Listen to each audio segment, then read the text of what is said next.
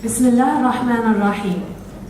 In the name of God, most gracious, most merciful, we begin. And we greet you with the words of peace on this blessed day, the birth of our beloved Prophet Muhammad, peace be upon him. Assalamu alaikum wa rahmatullahi wa barakatuh. Before we start, I'd like to acknowledge the traditional owners of this land upon which we gather here today and pay my respects to the elders, past, present and future. My name is Sumaya Najaran. And my name is Ahmed Abu Shaban. And we will be your hosts for tonight. Yeah. Thank you. We will start our proceedings with the recitation from the Quran by Abdurrahman Mawar, followed by acknowledgement of country by Uncle Ken Canning. So please, Abdurrahman.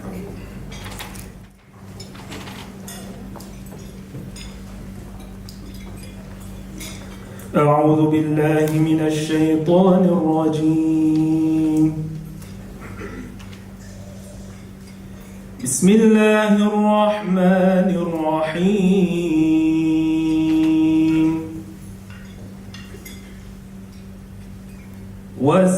والسابقون السابقون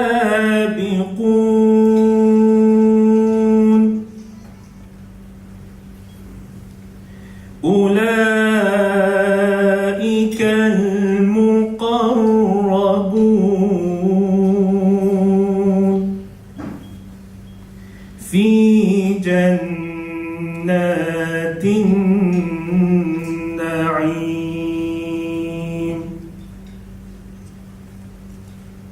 ثلة من الأولين وقليل من الآخرين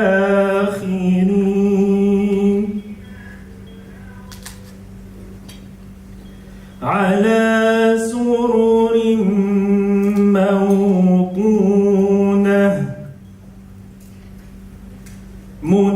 متكئين عليها متقابلين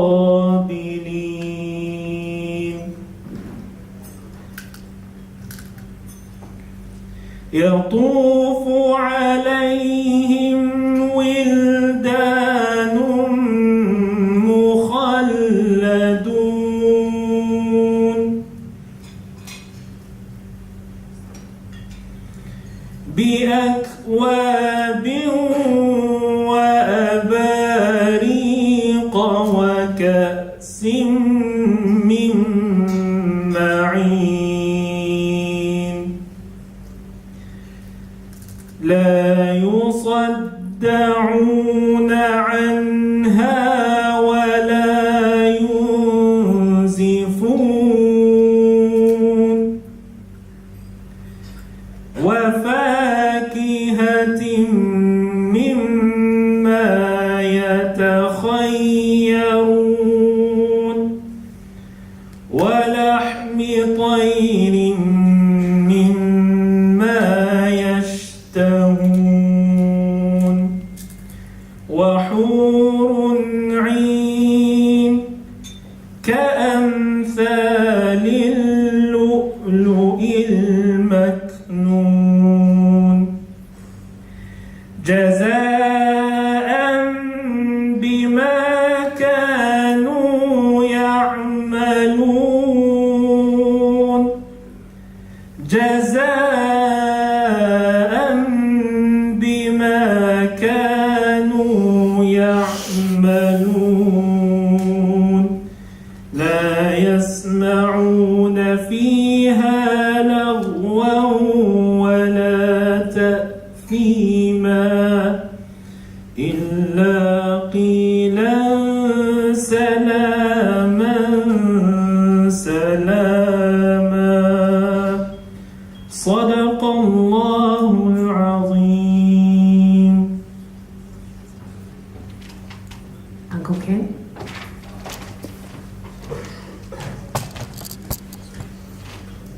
Thank you, and it's very much an honour to be here. My name is Ken Canning. I'll give acknowledgement to country. I can't welcome to country. I'm from the Bidjara people of southwest Queensland, but I'm very honoured to have lived in these lands, in this area, particularly out west, since 1979. This is Darug land we're in now, and I'd like to acknowledge the ancestors past and present that are still with us, and those who are to come, and the elders to come, the elders that are still here. But I like to think more about acknowledgement.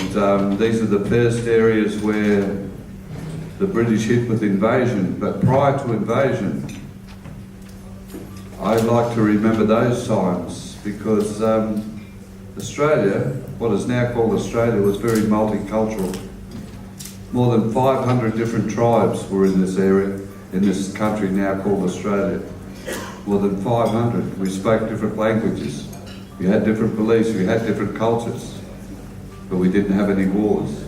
So Aboriginal Australia knows about multiculturalism, and we're trying to teach the rest of the country about this at the moment. We're going through a process within our own communities about teaching the rest of Australia about multiculturalism. Because to us, multiculturalism is not a new thing. It's not an issue.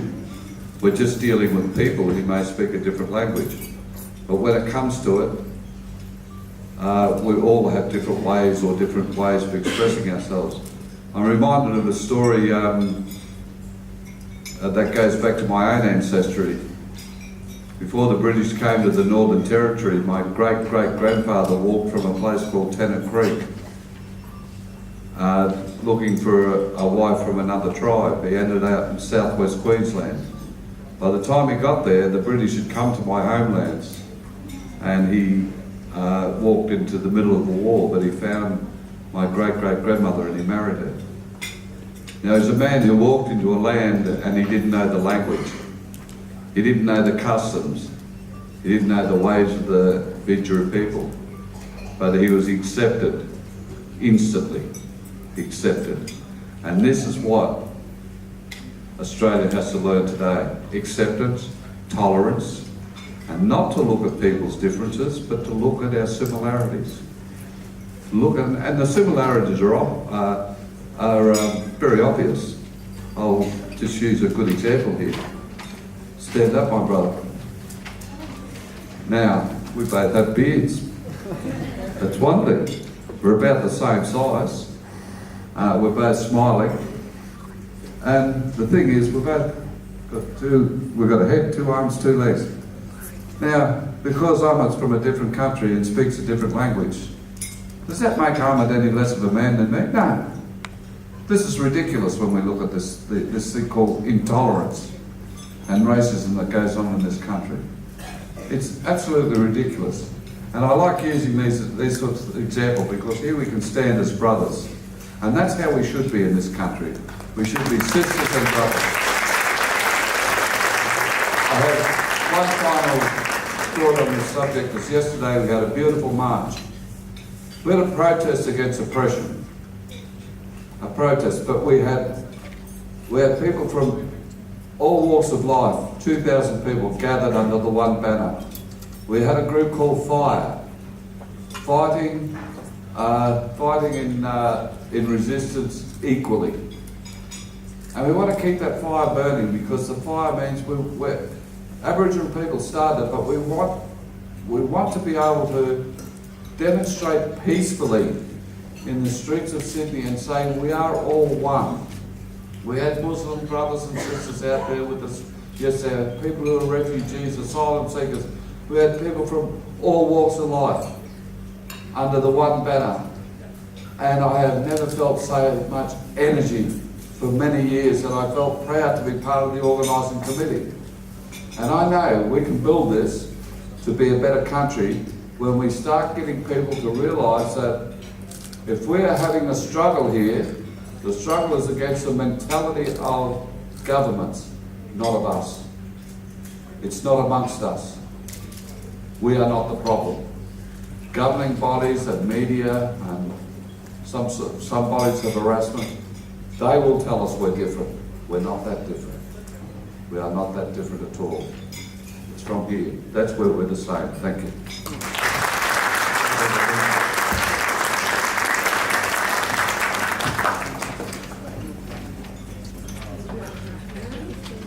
Thank you, Abdul Rahman and Uncle Ken.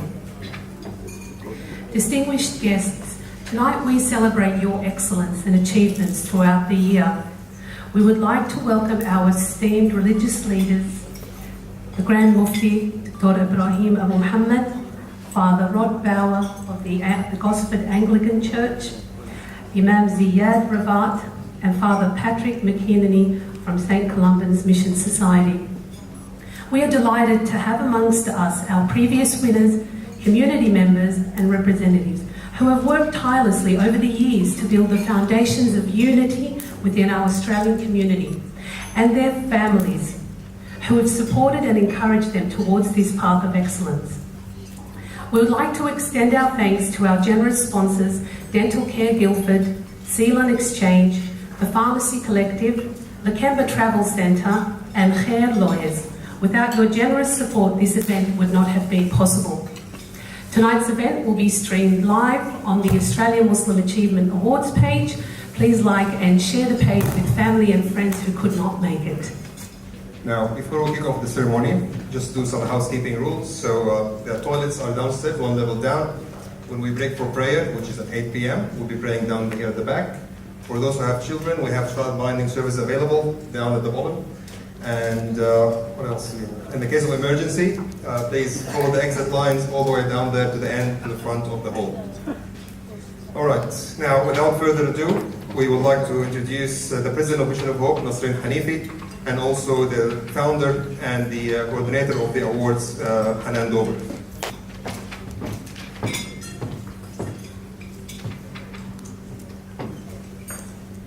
Assalamu alaikum and good evening, everyone. I feel honoured and privileged to stand before all of you this evening to partake on a theme of exceptional relevance to the Islamic community. That theme, my brothers and sisters, is one of outstanding achievement and excellence by individuals and organisations who strive to make a difference to our community. I would like to extend my deepest gratitude and appreciation to everyone who is present here this evening. As the President of Mission of Hope, I warmly welcome you all to the 10th Australian Muslim Achievement Awards. I was quite nervous before this because to do my opening speech, not because I have a fear of public speaking, but more so because my husband's present in this, who is present here this evening, so if I could get him to look the other way while I finish my speech, that would be great. The Australian Muslim Achievement Awards is about recognising the contribution and efforts of individuals and organisations within the Islamic community who work effortlessly to make a difference. These individuals and organisations form strengths of unity, bonds of kinship, create a platform of change and establish diversity based on the very foundations of our religion.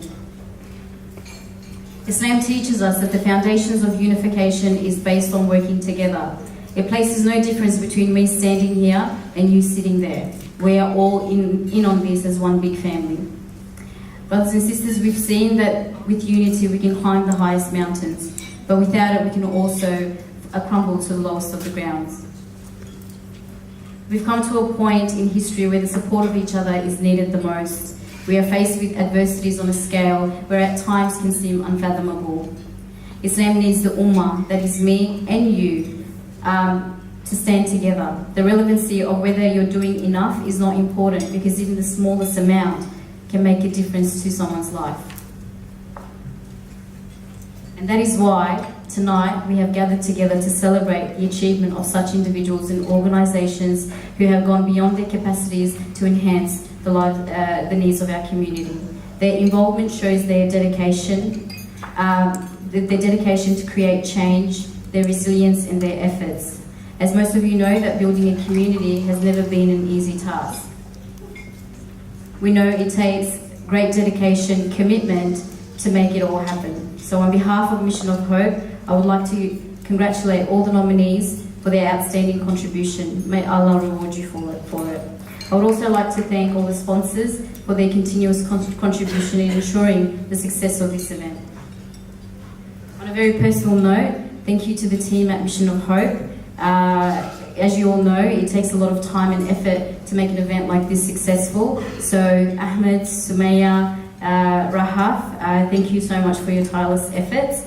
And a special thank you to Hanan, even though she doesn't want to admit this, but she's my best friend, but because she doesn't have any friends, so, and I'm the best that she's gonna get, so it's made public now. So thank you for being an inspiration to me, and hopefully I get to work with you more closely in other projects. I hope everyone has a wonderful evening. Thank you. Jazakallah khairan. I'm accepting offers for friendships after the awards, so feel free, inshallah. Bismillahir-Rahmanir-Rahim. I would like to firstly welcome you all to coming to our 10th year in running and hosting the Australian Muslim Achievement Awards. But before I start, I will say that I will be on my best behaviour, because as soon as I introduced myself to the Grand Mufti, the first thing he said to me was, Hanan, when are you going to calm down? So inshallah, the event will be running smoothly, no controversies inshallah, because today is a very special day. It's the day where we celebrate excellence within our community, within the individuals, organisations and businesses as well.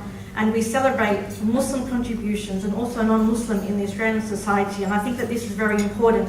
The idea did come about in 2005 when we first did our first event, because there weren't any recognitions in terms of community-wide recognitions. There were organisations that were hosting their own awards night and choosing winners, but there was no Muslim collaborative event where there were Muslim judges, Muslim nominees and Muslim winners. So we went about thinking about an idea to actually hold an event where everyone participates within the community and reach out to the community, also celebrate their contributions, their active participation and mutual benefit to the Australian society as well as excellent contributions within the Muslim community.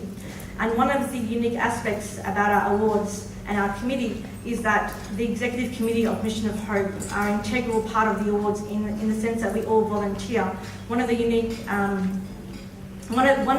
and I suppose it's not so unique because Muslim organisations do have a lot of volunteers amongst their executive committees as well, is that we actually get our hands clean and do all the work as well. So we don't rely on volunteers to do all the small legwork. We actually stay up late at night.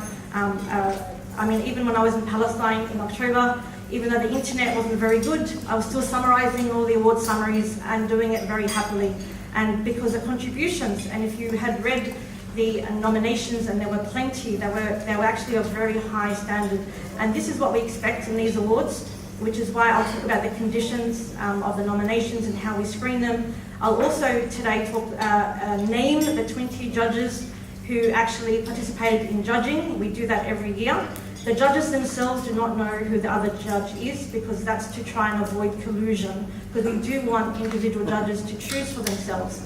And the judges are chosen from different age ranges, professional and educational backgrounds, even ethnic diverse backgrounds as well. We even have Indigenous Muslims who are judging as well.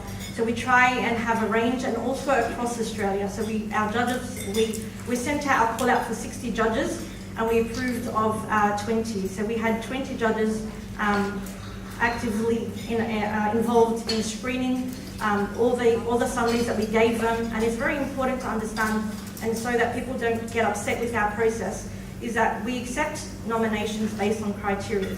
And all the criteria for all the categories specify that nominations have to be of excellent standard.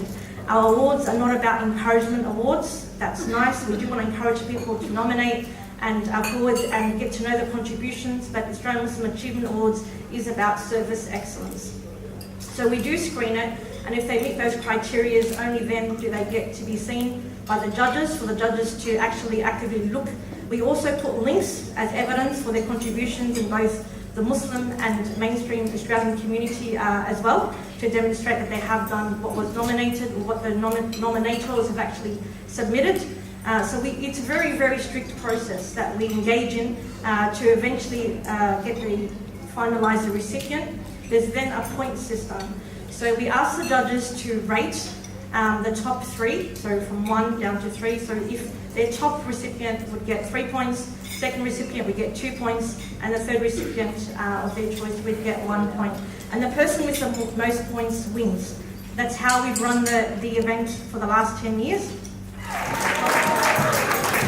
Wow. Thanks, Hanan. Thanks, Nasreen. And thank you for cheering as you see fit. All right. Now we're going through the categories. As we go through the categories, all of you have the red booklets. They have the program in them.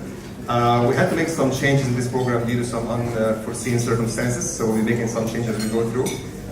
So please bear with us as we take you through the night. We've been doing the categories and also we're looking for some raffles.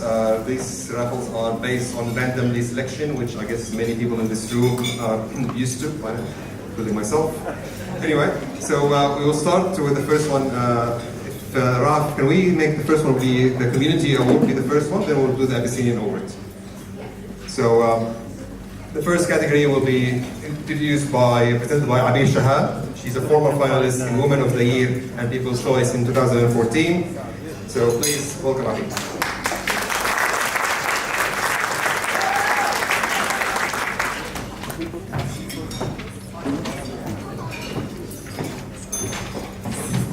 Assalamu alaikum all.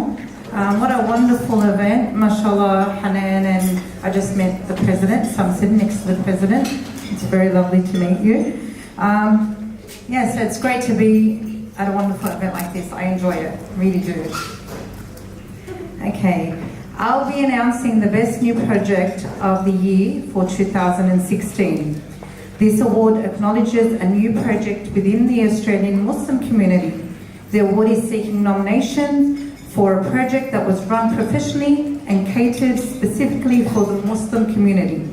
The community project must be hosted by a registered not-for-profit and or registered charitable organisation to qualify for this award. Business entries do not qualify. The selection criteria for this award are listed below. The project demonstrated excellence in its organisation and management. The project made significant contributions to the Australian Muslim community and wider society. The finalists are Pillars of Guidance Community Centre. You can clap if you like. The Garden Cemetery. And ISRA Australia, Melbourne. And the winner is Pillars of Guidance Community Centre. Congratulations.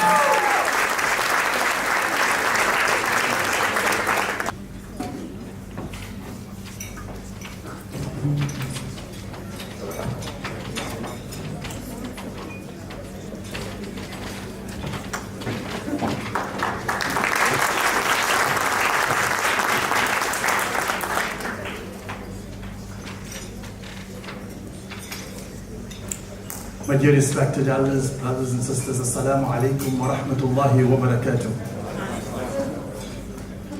In the sprawling southeastern suburbs of Melbourne, yes, the north has much muscle, many ulama and many beautiful, lovely centers.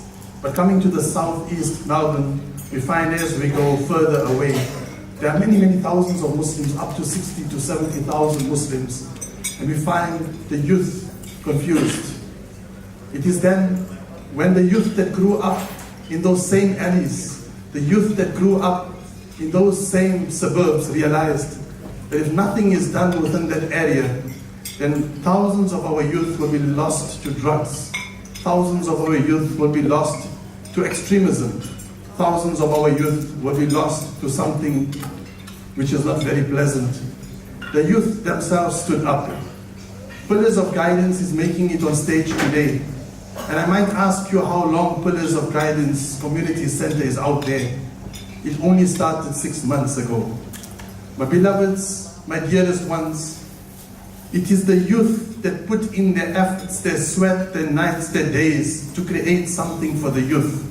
As our motto goes, the youth for the youth. We find that, subhanallah, it is this young people that gave everything that they could, day and night, to create this wonderful, splendorous, beautiful center. My beloveds, my dearest, I'm not here today to only come and get an award. I'm here on behalf of my entire crew and my entire team that worked so hard. And I'm not here just for an award, but I'm here to put my center on the map. And I'm here that what I believe in so much, to introduce it to you and invite each one of you personally, that please come down to the Pillars of Guidance Community Center. Not only will you see there women coming in hundreds, not any women that mashallah were on deen, women that never ever come to a masjid ever in their lives. Women that are tattooers that are giving up their tattoo businesses and coming in. Muslims, non-Muslims. Youth every weekend, alhamdulillah, we have activities from paintball to go-karts, and also alhamdulillah, alongside that you will see a lovely cafe where we offer beautiful, lovely cuisine. Come in. I know my time is up. I'm a chef and I speak so much. But all I want to say, look, I'm not here to give a long talk. I just want to show Allah's mercy is with us, and I believe in it, because we had $1.1 million to pay for our center by yesterday. And if we could not pay it by yesterday, I promise you, Hare Krishna and many, many other churches were waiting to pounce on this beautiful, lovely center created. And we were stressing the last week was not easy for us. But alhamdulillah, last night we had a fundraising dinner, and the night before and the night before. And alhamdulillah, I am proud to say here in front of you, we collected $1.1 million.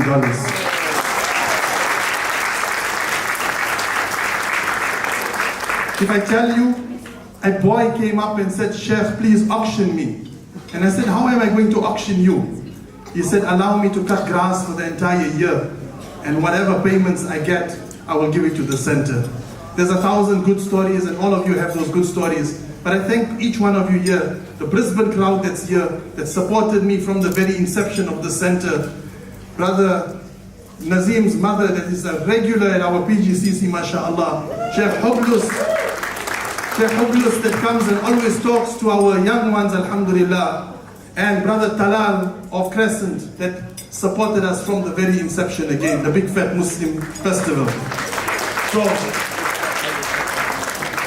my last comments, and I promise you I'm completing. All I want to say, Jazakumullah khair to Sister Hanan Dover that invited us over and put us on the map. And I would want to say that more than just the walls of the center, and more than just the roof, we're working on hearts. We're working on human beings. When Umar radiallahu ta'ala anhu was there and he said, what would you wish? And people said, I really wish that I had this entire, home full of gold so I could spend it, and this home full of gold, of silver and diamonds, I could spend it. He said, no, leave all the diamonds and the gold aside. I wish I had a room full of the likes of people like Abu Ubaidah. I want men, I want women, I want people of feeling and understanding.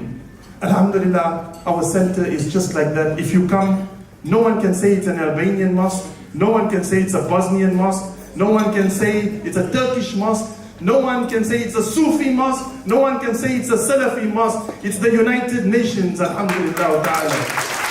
Jazakumullah khair. And again, all of you invited for a lovely meal too. And inshallah, a lovely experience at Pillars of Guidance Community Center. Shukran.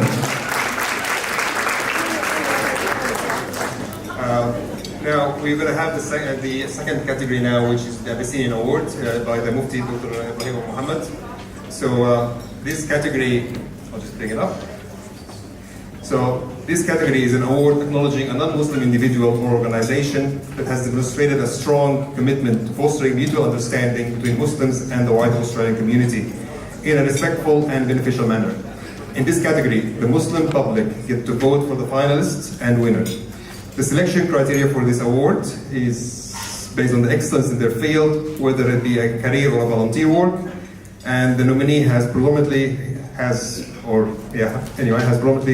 worked or volunteered specifically with the Muslim community and has demonstrated commitment to the betterment of relations between Muslims and non-Muslims. So, Dr. Ibrahim, thank you. Assalamu alaikum wa rahmatullah. تحية للفائزين وتحية للحاضرين جميعا، وشكرا جزيلا لهذا العمل الرائع الذي يركز على إبراز الكفاءات التي تخدم المجتمع. أنا سعيد الحقيقة بحضوري في هذا اللقاء، وسعيد أكثر برؤيتكم، وسعيد أكثر بالفائزين، وخصوصا الأصدقاء الأخ رود باور صديقي العزيز، ليس صديقا للمسلمين وحدهم، وإنما هو صديق لكل الإنسانية. تحية للأستاذ الأب رود باور.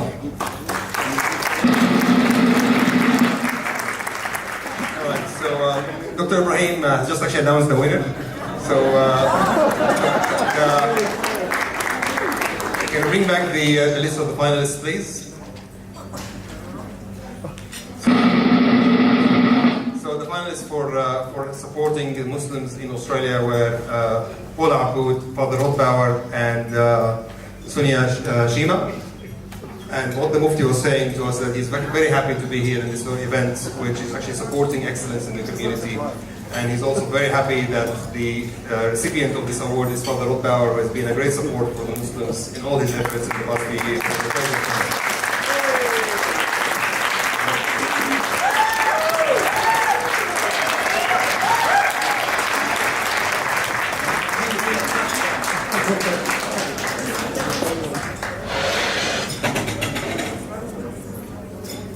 أنا خمنت صح، يعني خمنت صح، طلع صديق رود باور، وأنا سعيد بأنه هو الفائز، وفوزه إنما هو فوز لكل الصادقين ولكل المخلصين الذين يعملون على بناء جسور بين الحضارات والثقافات. بعرف أتكلم إنجليزي، بس مش هعرف أتكلم إنجليزي زي ما بتكلم عربي، فما تضحكيش. So, Dr. Ibrahim was saying his guessing was correct, and it is Father Rod who is the recipient of this award. And what he was saying is that it's a great award, and you get to see someone building bridges between communities and trying to foster relationships. And he's saying that he does speak English, but it's not as beautiful as his Arabic. That's why he's saying it in Arabic. أنا بقول إنه فوز لكل الصادقين اللي بيبنوا جسور ما بين الجاليات والثقافات. نعم. Father Rod receiving this award is a testimony to all the people who are trying to build bridges and commitments and supporting people like us.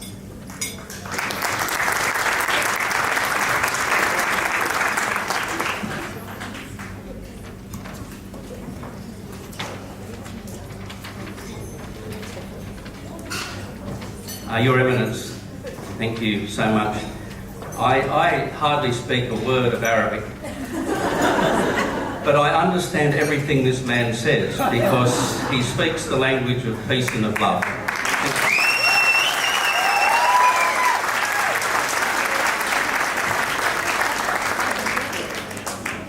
Your Eminence, honoured guests, brothers and sisters, friends and neighbours,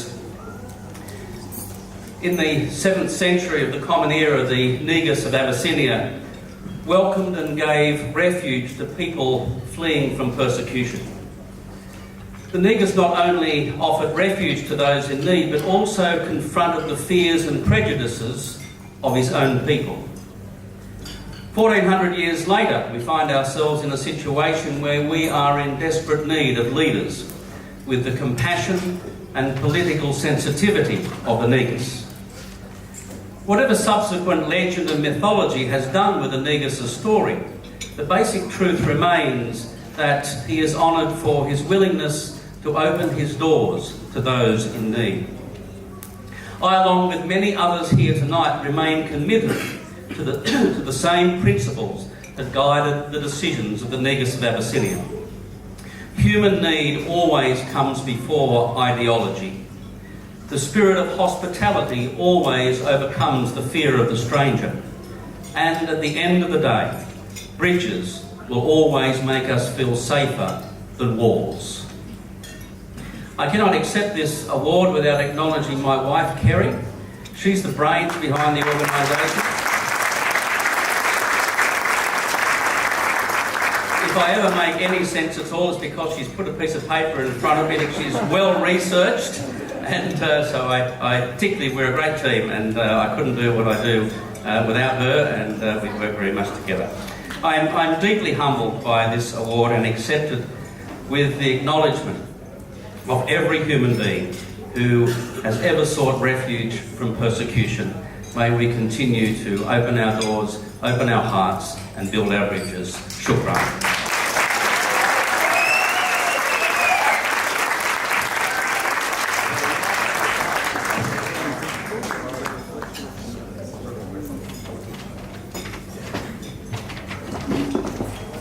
Thank you, Dr. Ibrahim, and thank you for the rod. Dr. Ibrahim as well sends his apologies. He has to leave, unfortunately, so he sends his apologies to everyone here, and thanking you for your time.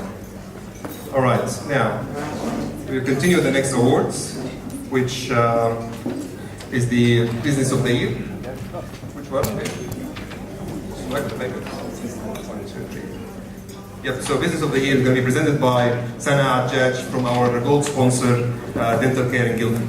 Please welcome her.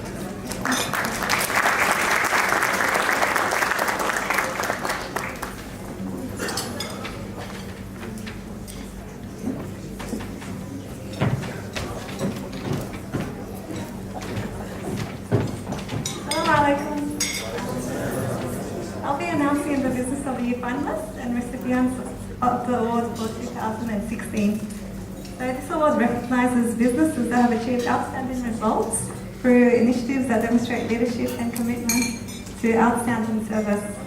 Achievements can include, but are not limited to, commercial, societal, scientific or environmental contributions.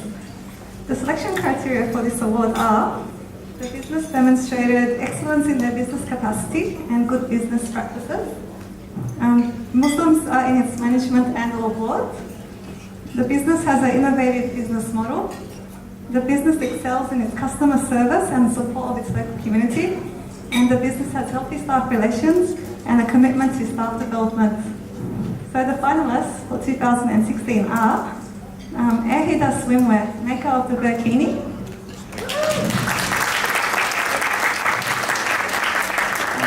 Crescent Well.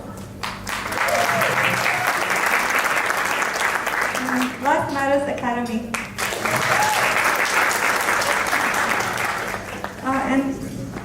And the recipients of the 2016 Australian Muslim Business of the Year Award goes to Crescent Well.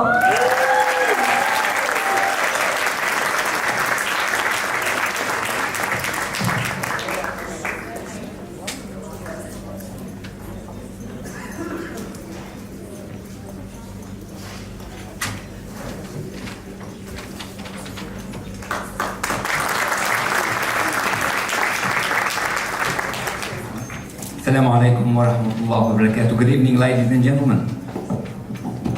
Mine's going to be a very short speech. I'd like to thank the wonderful organisers of these awards. 10 years in, it seemed like yesterday that I attended the first one with Mission of Hope, headed by the formidable Hanan Dover and her teams, plural, over the years, who've done such a wonderful job with these awards. Crescent Wealth, as you know, is an Islamic investment house and focuses on superannuation.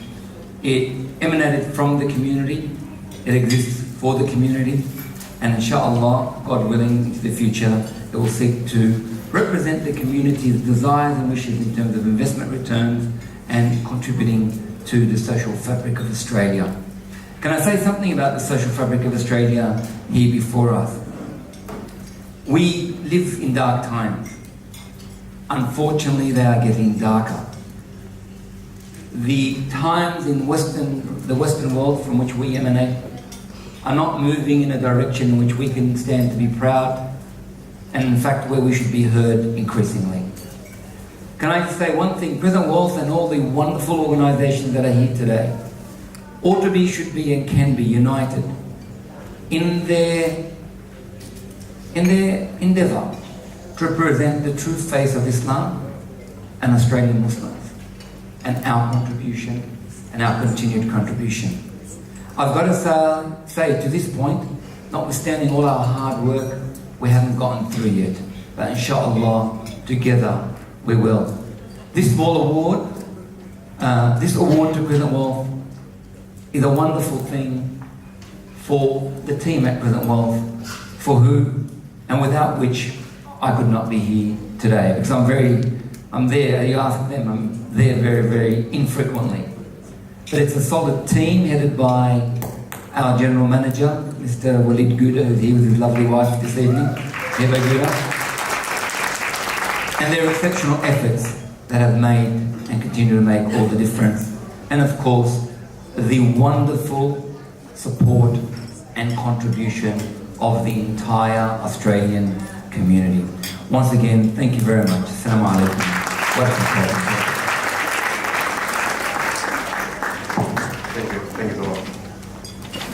Thank you so much. The next category is Volunteer of the Year, and the one we're delivering this category will be Maha Najjareen, who is a former Mission of Hope president and also one volunteer.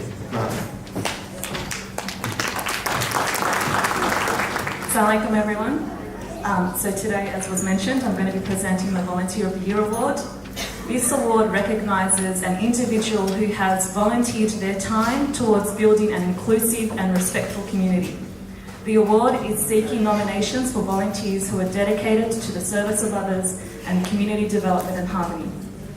The selection criteria for this award are: the volunteer demonstrated excellence in their voluntary work, made significant contributions to the community, is an inspirational role model for the Australian community through their leadership and commitment. The finalists for 2016 are Greg Clarkson, Sana Karanur, Quram Khan, and the recipient for the 2016 Australian Volunteer of the Year Award is Sana Karanur.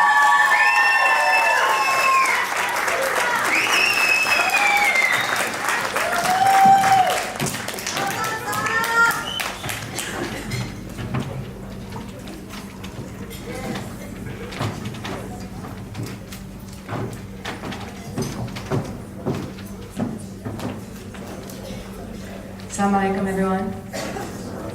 On behalf of myself and the CC Community Kitchen team, we would like to first extend our gratitude to Mission of Hope, Hanan Dover and the Australian Muslim Achievement Awards Committee for their recognition of us, and also extend our gratitude and respects to the Indigenous and rightful owners of this land, the Birima Gatu people. Sorry if I got that wrong. It would be extremely difficult for me to encompass everything the CC Community Kitchen team does. We are mainly responsible for supplying food, furniture and clothes to some of the most disadvantaged members of our community, without exceptions on who they are and what they believe in. We mostly help asylum seekers, refugees, single mothers and fathers, struggling families, DV victims and the homeless, all through the help of local businesses and normal everyday people like you and I. And we believe unequivocally that it is the community's responsibility to look after each other. It is our responsibility to look after each other, no one else's. You may only see one person before you, but there is actually 26 of us up here. 26 of us in the CCK team, and in 2 minutes I've decided to put together a snippet of things we incur and things we endure on a daily basis. And inshallah you enjoy it. I speak on behalf of my team and the CC Community Kitchen. We struggle to teach kindness in an Australia that's currently stranger than fiction. No one is in need in Australia, is what we constantly hear people sneer. And yet, welcome to the country where people are called by exactly how they've come to exist here. You're an immigrant, a boat person, a queue jumper, you're illegal. See, their plan is to dehumanize with names like people smuggler, so they can legitimise why they won't help feed other humans who were never meant to be created in the image of the great Aussie struggler. And we're those children who are forced to flee war and made to conceal, and what more can we say but hasbunallah wa ni'mal wakeel? And what more can we do but teach? That verily with every hardship comes ease. Despite the pages of my admin's diaries. Like this. Dear diary, it's Ramadan in Lakemba 2016. I stood confused and bewildered with donated bags of fruit and meat at the door of a middle-aged woman, a Syrian, refugee. Her 2 children, one barely even 5, shaking and trembling as he clung to her side. As I stood with confusion and wondered why, their mother pointed a finger at an aeroplane above us hovering high. It was clear that the children still lived in fear that every single day at exactly 3:10 a plane would drop a bomb and like their father, Allah yarhamu, they would cease to be. Yet the team push on and still we endure. The experiences make us forever keen as we continue to take lessons in kindness from Aisha radiallahu anha, al-Mu'mineen. Dear diary, I'm in Bexley and it's July 2016 and Pauline Hanson has been selected to apparently represent me. As we loaded food donations in the back of the van and made space, we were approached by a man who had spat in our face. You have no right, he continued with disdain.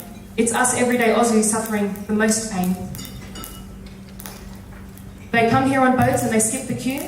How dare you offer any other explanation, none of which could possibly be true? Oh, I replied, everyday Aussies like who? Anyone who looks in a mirror and thinks, feels, believes, or looks differently to anything other than you? Forgive us of that one failure, as we don't seem to fit Miss Hanson's idea of a white Australia. And then there's the single mothers, $450 for a 1-bedroom granny flat, Ya Rabbi ma fi ghayrak, out of a $600 paycheck. Car, food, clothes, schools, phone and 8 presents. It was hard enough when there were two parents. We've walked into houses where sisters have had not 1 but 2 legs broken. From a spouse whose mother swears, Wallahi, something must have provoked him. And yet, still they endure. And still we endure. It's the law of nature that the trees with the sweetest fruit get beat the most. Taught to us by none other than Imam Ali alayhim salam. And Habib Albi, Ya Rasulullah, what have we become when we make 1001 excuses to justify all the bruises on her arm? He said, look after the women. Yes, he said it 3 times, and he was crying when he said it. When will it become a crime? And so we endure that we may teach compassion. In a dunya that's forgotten, kindness is commanded upon us from the most beautiful prophet in the most beautiful fashion. Please do not submit to the sentiment, no one in Australia is in need. Kindness is a mark of faith, and whoever is not kind has no faith, so it's up to us to take the lead. It's up to us to start practicing the fundamentals of our deen, and we will endure and continue to endure like the words of Imam Ali Amir al-Mu'mineen. We will endure until endurance gets tired of us enduring. We will endure until the merciful looks at our situation. We will endure until endurance notices that we endured, upon which is far more difficult than endurance. And what the CCK team witnesses every day, and still we endure and still we pray for none other than one thing. We've reached that part. We pray for none other than the sorrow of my ummah's broken heart. Thank you.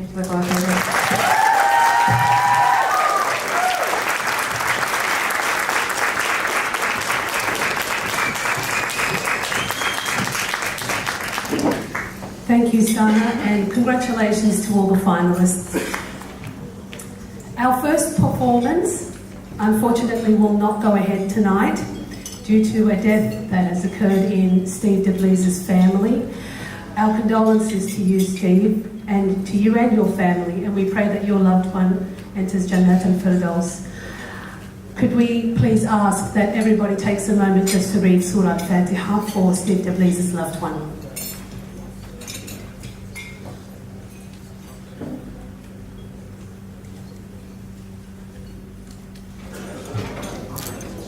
Jazakallah khairan. I'm still going to behave after that, but there's a reason why I'm announcing this particular award. In another life, inshallah, I would have wished to be a comedian.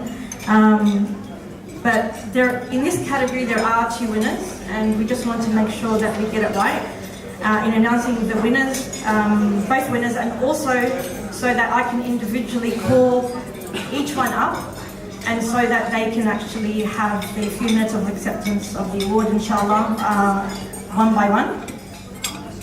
And also because I am biased as well, I have to admit my bias, that both of our creative artist talents make a lot of people laugh.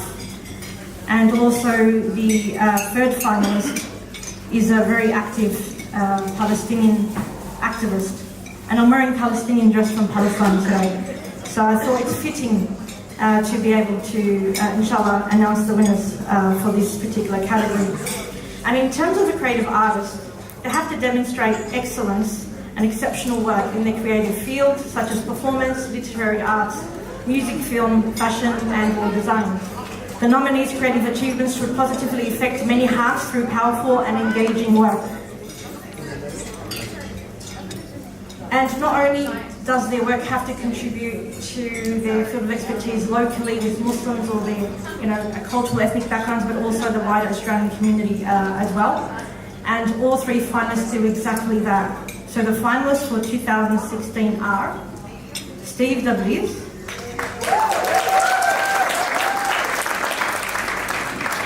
Nazim Hussain, and Samah Sabawi.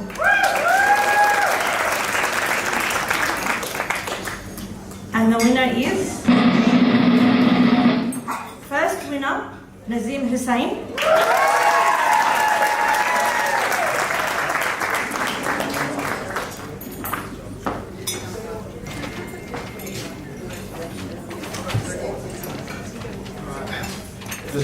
Thank you very much. I get to take the award. I win the award, but I think all credit is due to my mum. Give it up for my mum.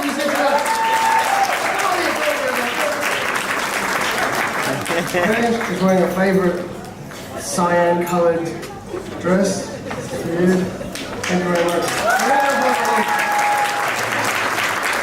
As you can see, obviously the funniest in the family, so you can tell where I got it from. Now, my mum's a wonderful person who, single mum, so raised us all by herself. And, creative artist of the year is my mum creatively figured out how to make us smile through adversity, and that is the best use of any creative talent. So give it up for all the single mums in the room. When we think about creative artists, we're all creative artists. We're all Muslims born in Australia, and we have to creatively figure out how to overcome adversity, how to make diamonds under pressure, and everyone here nominated in every category is doing just that. So I'd like to congratulate my fellow nominee and everybody else that's in the room to know you're all worthy as well. Jazakallah khairan.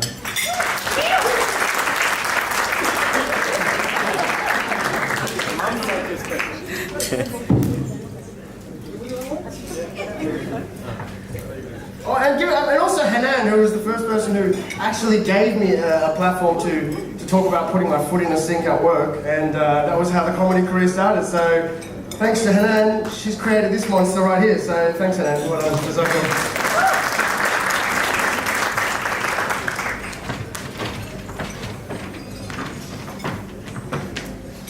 And the second recipient for the Creative Artist of the Year award goes to Samah Sabawi.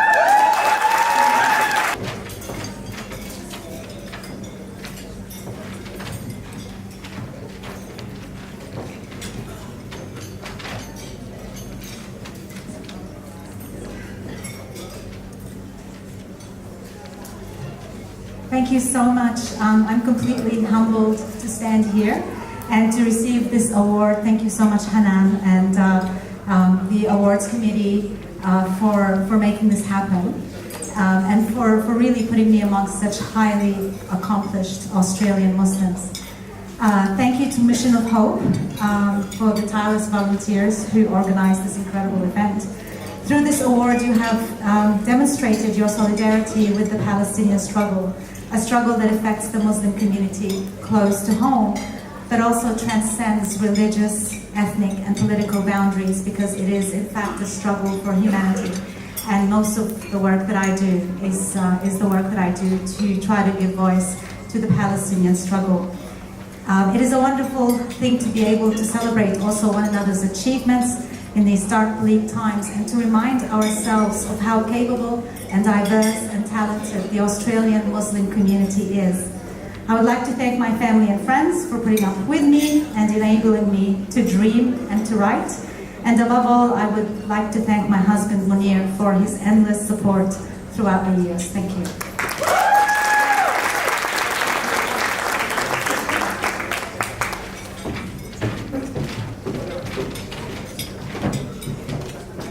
Thank you, Hanan, and congratulations to all the nominees so far. Now it's time for our first keynote speaker. The keynote speaker for tonight is here was the Woman of the Year 2013. Tasneem Chopra is a director at the Ambulance Victoria Board and senior curator, author, and cross-culture consultant at the Islamic Museum of Australia. And she has appeared in different programs such as Q&A, The Drum, The Day Show, and 7:30 Report, The Project, Insight, and also participated in The Age and other media outlets.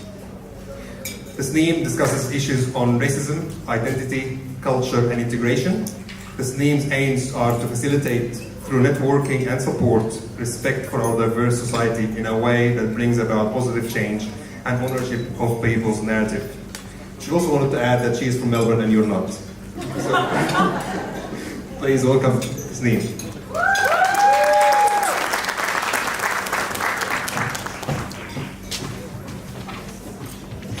Thanks, Ahmed.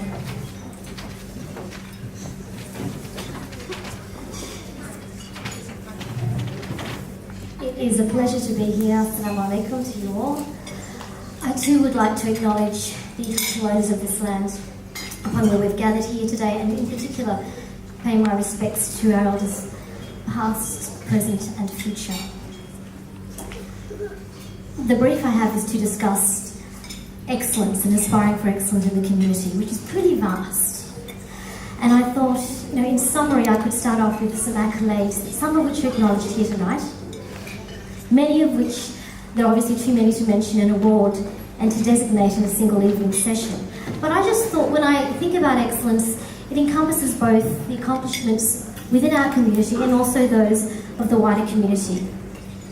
And I just did a cursory list of what stood out in my head as something that really made me exhale in a positive way, because there has been a lot of negativity that's consumed us these past 12 months. And it's a random list. There are no particular order, but I started off with, well, of course, there was Waleed Ali winning the gold earlier this year, which was a pretty significant accomplishment, both in terms of success and diversity on screen, but also as a coveted award for our community to celebrate. There was the recent acquisition by Rand Abdel Fattah for her book Michael Meets Mina to win place in the Premier's Literary Award ranking, a huge accomplishment. There was the appointment of Urfa Masood in Victoria as the first Muslim and hijabi-wearing magistrate to Victorian courts. There was Anne Ali, who is our first Muslim female MP admitted to federal parliament. There's Mariam Vaisara, of course, who just recently took out the Daily Life's Woman of the Year for her incredible work. There was Nazim Hussein's Fatwa to Burn Your Passport, podcast to Burn Your Passport, which took out the best comedy on iTunes for 2016, so that's huge. And of course there's Father Rod's of the Gospel United Church, who came out earlier, his response to the act of those individuals who came into a sermon to disrupt it, dressed in parody gear, of taking off the Muslim stereotype to frighten and instill fear in others. And Father Rod's response to that was to hold an interfaith service to which I believe it was 400 people attended, and there was only standing room left. No media coverage, but this is a good news story for us and the broader community. So thank you. And of course, the well-documented walkout by the Greens this year in Parliament House in response to the Muslim swamping opening parliamentary speech by she who will not be named.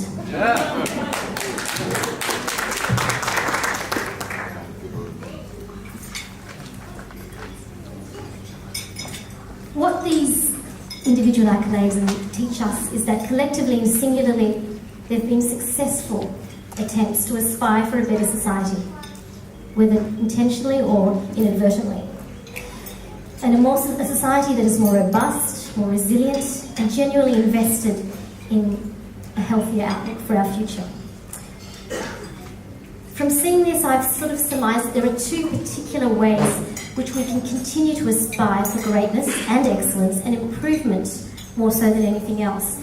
And the first observation is premised on structural engagement, and that sounds a bit boring, like an engineering course or something really dull, but I promise to make it interesting. As a minority, Australian Muslims in this country aspire for representation on various fronts, and we aspire for representation because we want to ensure our voice is heard. However, as long as we remain on the periphery, on the outside, always looking in, our marginalisation is embedded in the mindset of the broader establishment that runs the joint. So what this means is that greater presence in economic participation, in governance, and in decision-making is vital to making long-term effective change.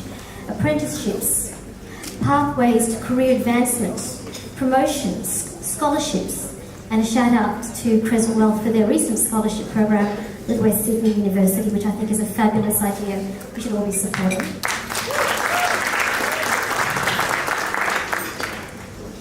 And to quote Randa Abdel Fattah in this regard, she wrote in a poem recently that if we get tired of being the pawn in someone else's culture war, then we need to do something about it. The reality is, from today's winners, we can see grassroots activities are occurring, they're making a change and they're making a dent.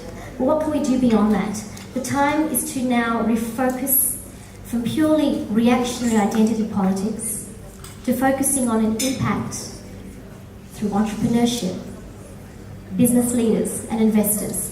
And I'm calling out to them to what Muhammad Ali said famously during his lifetime, which was, service to others is the rent you pay for your time here on earth. So it's really about, I guess, paying it forward. The second observation I've surmised in my quest to achieve greatness is a more inward-looking reflection. Part of achieving greatness is having the support and acceptance to give you wings to fly. In a society of rampant Islamophobia, we find solace in our communities, but we are also in need to make our communities safer, inclusive and open to the strange, to the single mothers, to the single women, to the artists, to those struggling with their identity and sexuality, and to make a home for those with no home at all. To lift each other up, even when we respectfully disagree with their viewpoints. There is too much at stake here for us to be indifferent. Our communities are under siege, and when you are under siege, you have two options. You can either fracture, or you can rise. All the people here today are examples of those who have chosen to rise. And we celebrate your rise, and we celebrate you. But I also remind you to use your platform to elevate others. We are better collectively than alone. And as Maya Angelou said, I come as one, but I stand as 10,000. Thank you.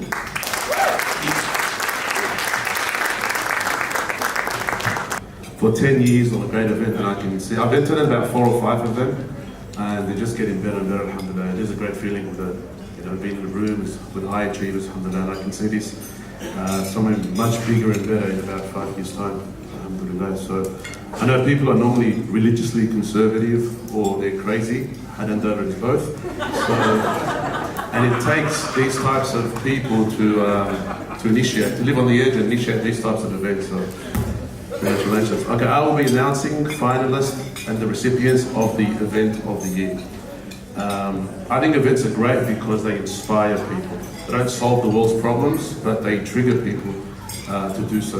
And so it's really important we have continuous great events in our community. This award acknowledges an exceptional event held in the past year within the Australian Muslim community. The award is seeking nominations for an event that was run professionally, and catered for the Muslim community or was aimed to highlight Muslims in their event aims. The selection criteria for this award are as follows. The event demonstrated excellence in its organization and management of the event.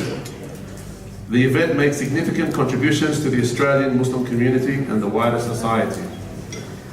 The finalists for 2016 are Australian Conference on Islam, Radicalisation and Islamophobia.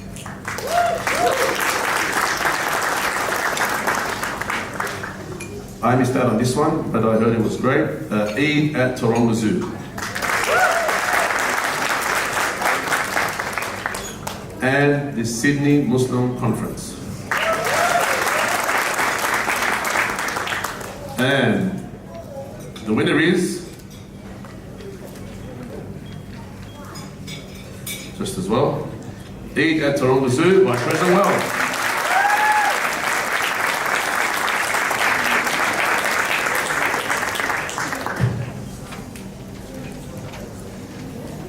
My man, Tala Yassin. Did a bit unprofessional by calling him my man. How's it hanging, bro? We're both from the West. Take the boy out of Auburn, not Auburn out of the boy. Well, thank you very much again, Mission of Hope and the Australian Muslim Achievements Award. We really do appreciate it. I guess I said my thank you, but I want to talk a little bit about Eid, President Wells Eid at Taronga Zoo and President Wells Eid at the zoo, and why we sought for a superannuation fund to put these events on. As Tasneem so brilliantly put it earlier on, the Muslim community is under siege in so many different ways, and you have two choices. Either you crumble, you become isolationist, and you look within yourselves, and you can find a million reasons to blame others, sometimes yourself. Or you can rise to the occasion. And everybody in this room, inshallah, God willing, is one of those, the latter, rising to the occasion to make a difference. President Wells, alhamdulillah, put Eid on Eid at Taronga Zoo for one reason and one reason alone. Well, maybe one and a half. Let's give you the reason first. First of all, it's for our children.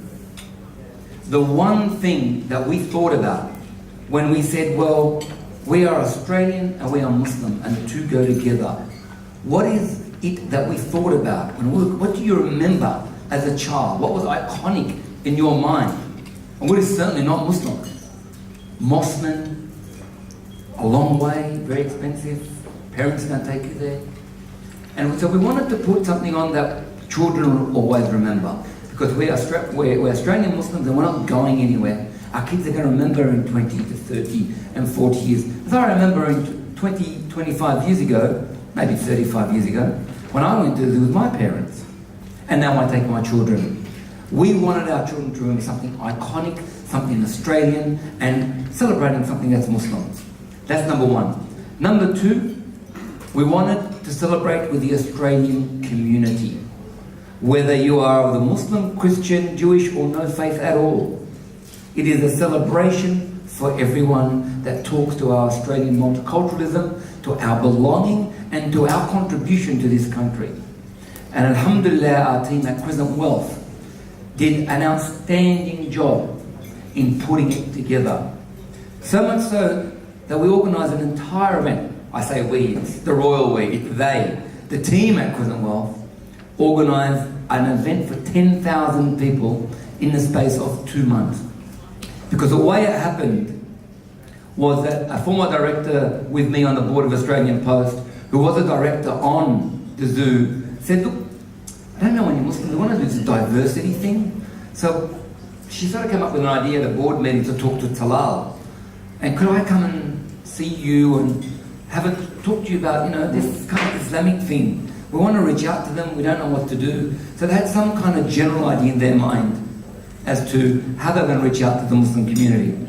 5 minutes into the conversation with their team and our team, and did I have a deal for them? And alhamdulillah, if you think about it, a government-owned organisation. That means, remember the issue forms in triplicate? We do forms in 10 times. There's an Auditor General behind them.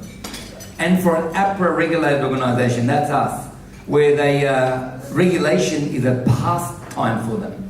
For us to organise something like that within 2 months talks to the commitment, the shared commitment of Taronga Zoo from their board, CEO down, and ourselves to provide to the Australian Muslim community a platform to celebrate. But this is so we can bridge the gap between everything we seek to belong to and everybody that seeks to block us. And that is the Australian Muslim community is part and parcel of the classic Australian way of life. Thank you very much for the organising. Thank you so much. Thank you for all accreditations to Eid at Taronga Zoo. The next award is People's Choice of the Year Award, and please welcome Firas Sadat. He'll be announcing the winner of this category.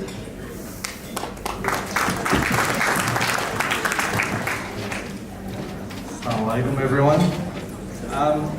Before I get into this award, I want to say this is a really special award because it acknowledges the community going out of their way to want to express their thank you, their appreciation and their reverence for someone in that community for the work that they've done and their contributions. So it is a very special award. It acknowledges a person from any area of society that has been recognised by the Muslim community as a community leader and deserving of this award. The award is seeking nominations for an exceptional role model who has made significant contributions in the last year. In this category, the Muslim public get to vote for the finalists and the winner. The selection criteria is as follows. The People's Choice demonstrated excellence in their field, whether it be career or volunteer work. The People's Choice made significant contributions to the Australian Muslim community and the nation. The People's Choice Award is an inspirational role model for the Australian Muslim community, and through their leadership, commitment to the advancements of Muslims in Australia, have excelled. The finalists for 2016 are Yasmin Abdel Majid,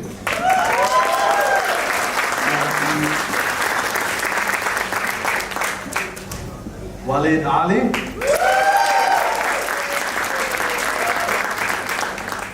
and Steve Doublies.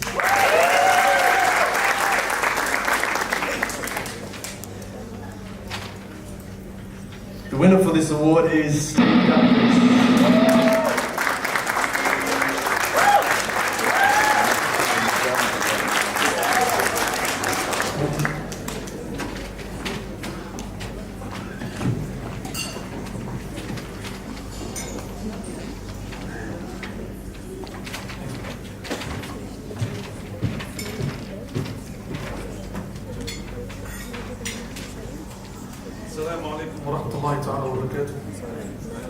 I am pleased and honoured and humbled to accept this award and to join past recipients who have long admired and respected.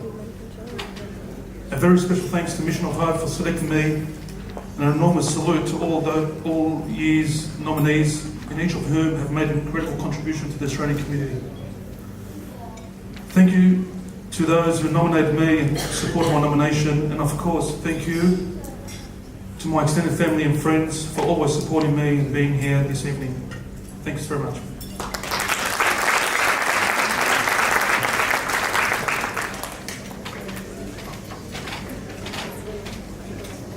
Alright, now is our time for entertainment. And for that, we're going to have Samah Sabawi, who's a Palestinian Australian playwright.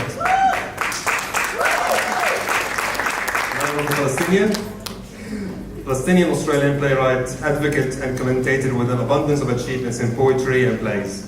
Samah's recent play, showed in Sydney this year, Tales of a City by the Sea, showcased a powerful storyline of love under occupation, hope in the face of sadness, and strength at times of weakness, earning the award for Best New Australian Publication. Also, Samah is now the winner of this year's award, so please welcome Samah.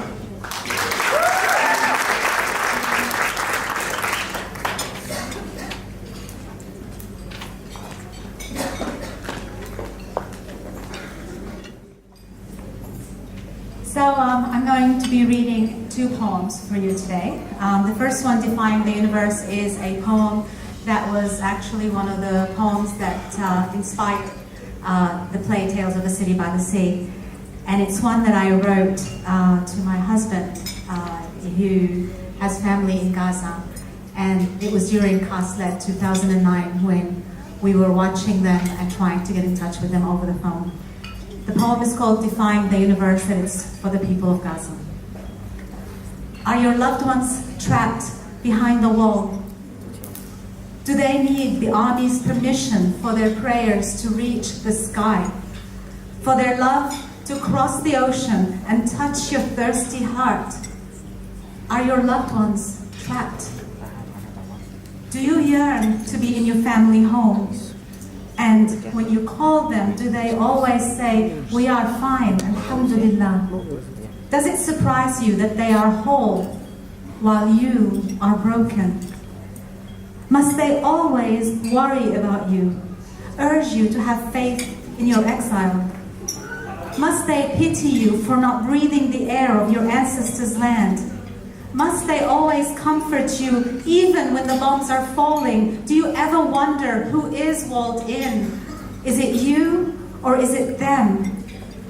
And when it finally dawns upon you that their dignity sets them free, do you feel ashamed of your liberty?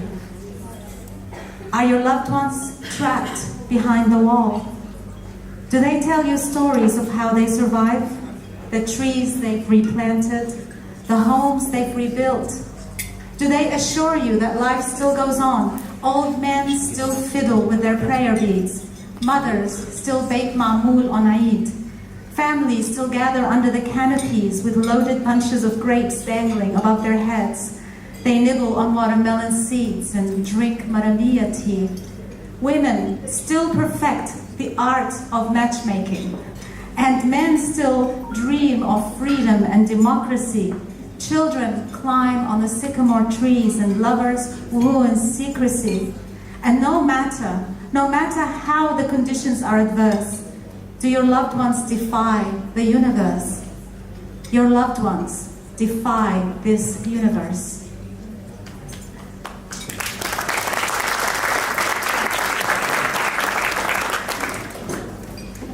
Thank you. This second one is written for my mother and dad and for all the people here who are far away from their homes. It's called Verses and Spices. Growing up, my father's poems ran through my veins like blood, a necessary life ingredient, a rhythm that kept my heart pumping. Growing up, my mother's cooking warmed my soul. Her spices penetrated every fiber of my being. My Palestinian identity was shaped by food and poetry, by a feast of will and hope, by an arrangement of words carefully arranged on our kitchen table and succulent flavors that lingered in our hearts. But of late, my father's poems seem to come out broken. Fatigue has crept into the mind of a man who has waited for so long. Of late, the aroma of my mother's cooking no longer lingers in the air. A sense of aging, a touch of despair. Like many of their generation, time is running out and they are still trapped in the physical distance so far away from home. Strangers to the ground on which they tread. I look beneath my feet. I too stand in a vast land of aspirations unfulfilled. Dreams unaccomplished, desires relentless, unforgotten. Sometimes I am confronted by the deplorable display of inhumanity that has forced millions away from their homes and have kept them from returning, so I hold on to my identity. I write poetry and pray that its rhythm will keep my children's hearts pumping. I bring out the spices and carefully measure my cumin, my cardamom, my sumac and cinnamon. I want to fill the air with a defiant aroma that will nourish my children's souls and remind them where we come from. So I write and I cook and I create a Palestinian feast of delicious verses for all those parents who have waited for so long. I write and I cook and I hope my pen does not dry out, and my spices linger for a while longer until I satisfy my hunger for justice. I tell my children we must be patient. My generation has yielded revolutions, but revolutions, they take generations to yield. So let me teach you how to write and cook, how to love and hope for a future where Palestinians will no longer wait for freedom, justice, and for the simple right to go home. Thank you. Next section of our award ceremony. We're going to get right into it now with our next category, which is the Youth of the Year Award. Presenting this award will be Nassim Zreika, the Executive of Mission of Hope.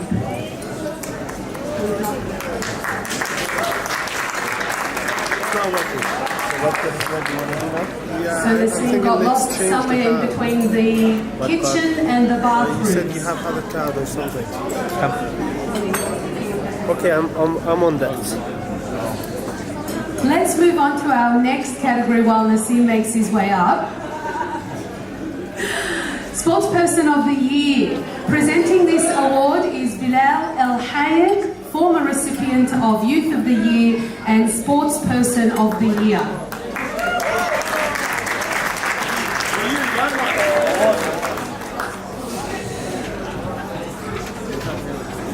Thank you very much. Can I get a round of applause for both Ahmed and Sumaya who are doing an outstanding job tonight. And for you as well, the organising team, well done, congratulations on an awesome night again. I did win this award many years ago when I was young. I'm not going to say younger, anyway, young. When I won this award, I think it was 2007. I won it twice, I think 2008 as well. I did, just to let you guys know. I also won Youth of the Year as well a couple of times, just to run it in. By the way, myself and my good friend Jihad did here as well. We're wearing almost identical suits. It wasn't a buy one, get one free deal. He's going to speak later on, so I didn't get the free one. Yeah, I did win Sport Person of the Year many years ago. Before I got married and put on about 30 kilos. I lost it all. So I'll be presenting the finalists and winner for Sport Person of the Year category. The award recognises a sport person who has demonstrated excellence in the field of sport. The selection criteria for this award are as follows. The sport person demonstrated excellence in their sport. The sport person made significant contribution to the Australian Muslim community. The finalists for 2016 are Carol Eden,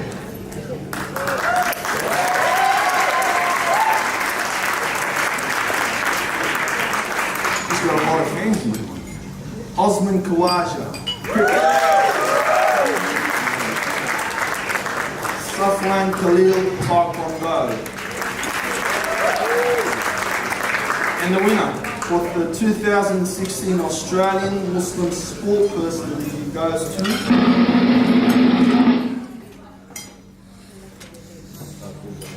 Bilal Hayek.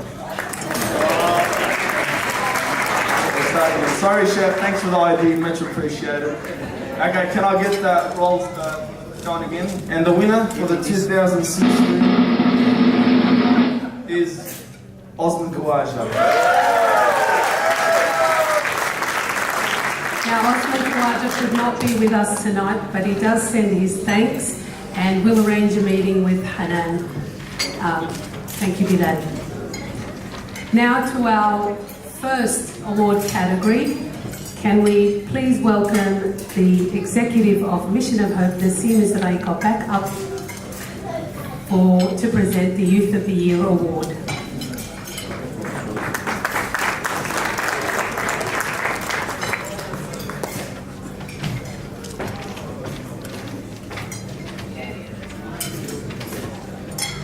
Assalamu alaikum. Okay, I'll be presenting the Youth of the Year Award. This award is seeking nomination for youth aged up to 24 years old who have positively represented their community, This award recognizes that positive contributions to society come from people of all ages. The selection criteria for this award are listed below. The youth demonstrated excellence in their field. The youth made significant contribution to the Australian community and nation. The youth is an inspirational role model for the Muslim community through their leadership and commitment to the advancement of Muslim relations within the wider Australian society. The finalists for 2016 are Nazreen Deen, Sayyid Rahmatullah Hussaini Zada, Sumaira Ismailji, and Karam Khan. And the recipient of the 2016 Australian Muslim Youth of the Year goes to Samara Ismailji. Congratulations.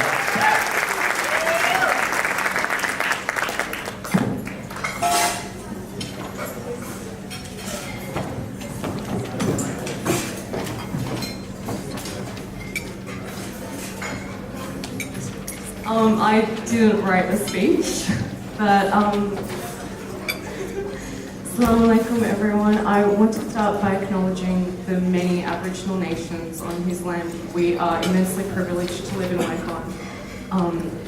And I guess the reason I was nominated for this award was because of my work, and what I do is I write, and mostly about racism and Islamophobia and refugees.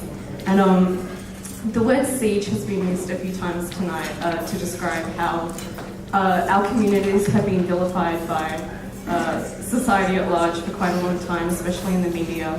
And I want to thank you all for being here, but I especially want to thank Uncle Ken Canning because I want to say that Islam advocates for justice, and just as we seek justice for our communities, we stand right behind you in the fight for yours.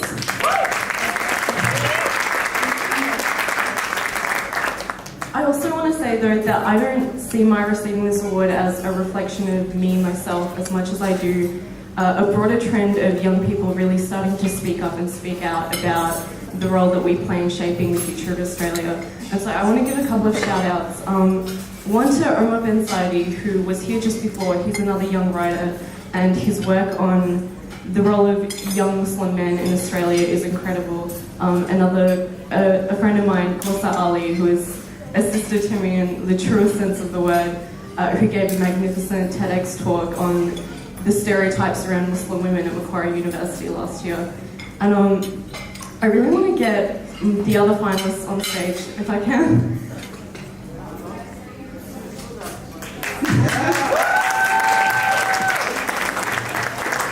Can we have the other finalists on the stage, please? Nasreen, come on.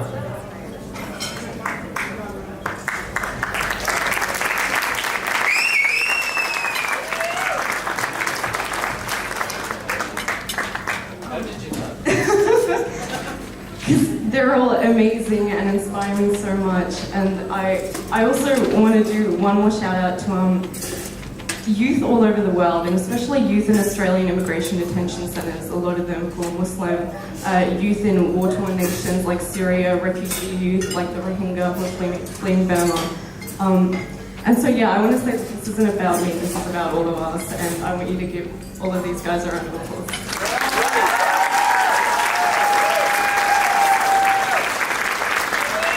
Thank you so much.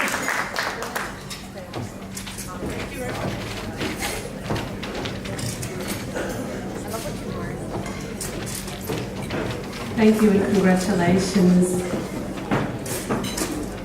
We have an update on our missing White Coats brothers who just a short time ago won the award for community organisation.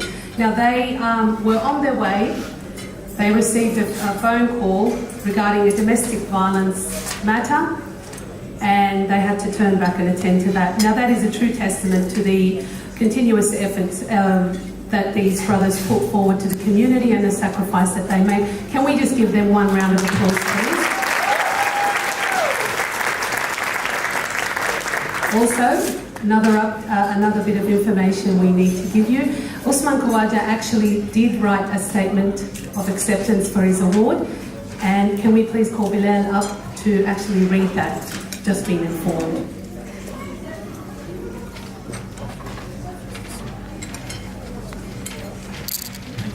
All right, I'll try to be Muslim for a couple of minutes. Dream come true. Imagine myself batting for Australia.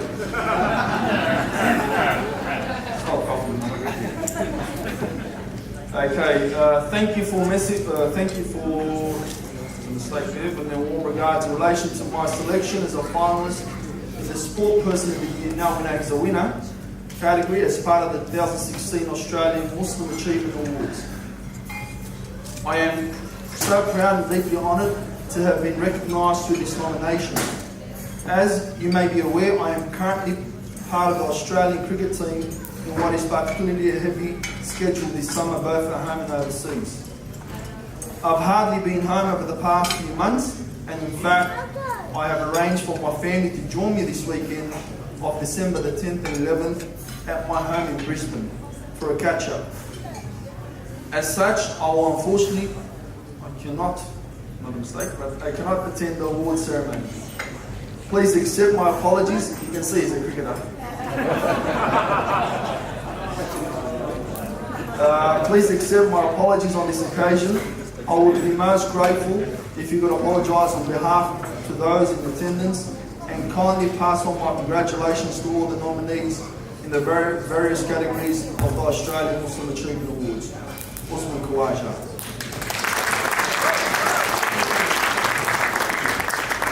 Thank you. Now to our next speaker for the night. Our next speaker is a dynamic figure in both the Muslim community and political arena. Jihad Dib is the member for Lakemba and represents the Labor Party. He's the first Muslim to represent the Lakemba seat and the first Muslim MP in the New South Wales Lower House. Beginning his career as a high school teacher, and in 2007 became the principal at Punchbowl Boys High School. In his time there, he was successful in transforming the school into a respectable institution for learning, gaining the respect of the youth and admiration of the Australian community for his efforts. Please welcome Jihad Dib.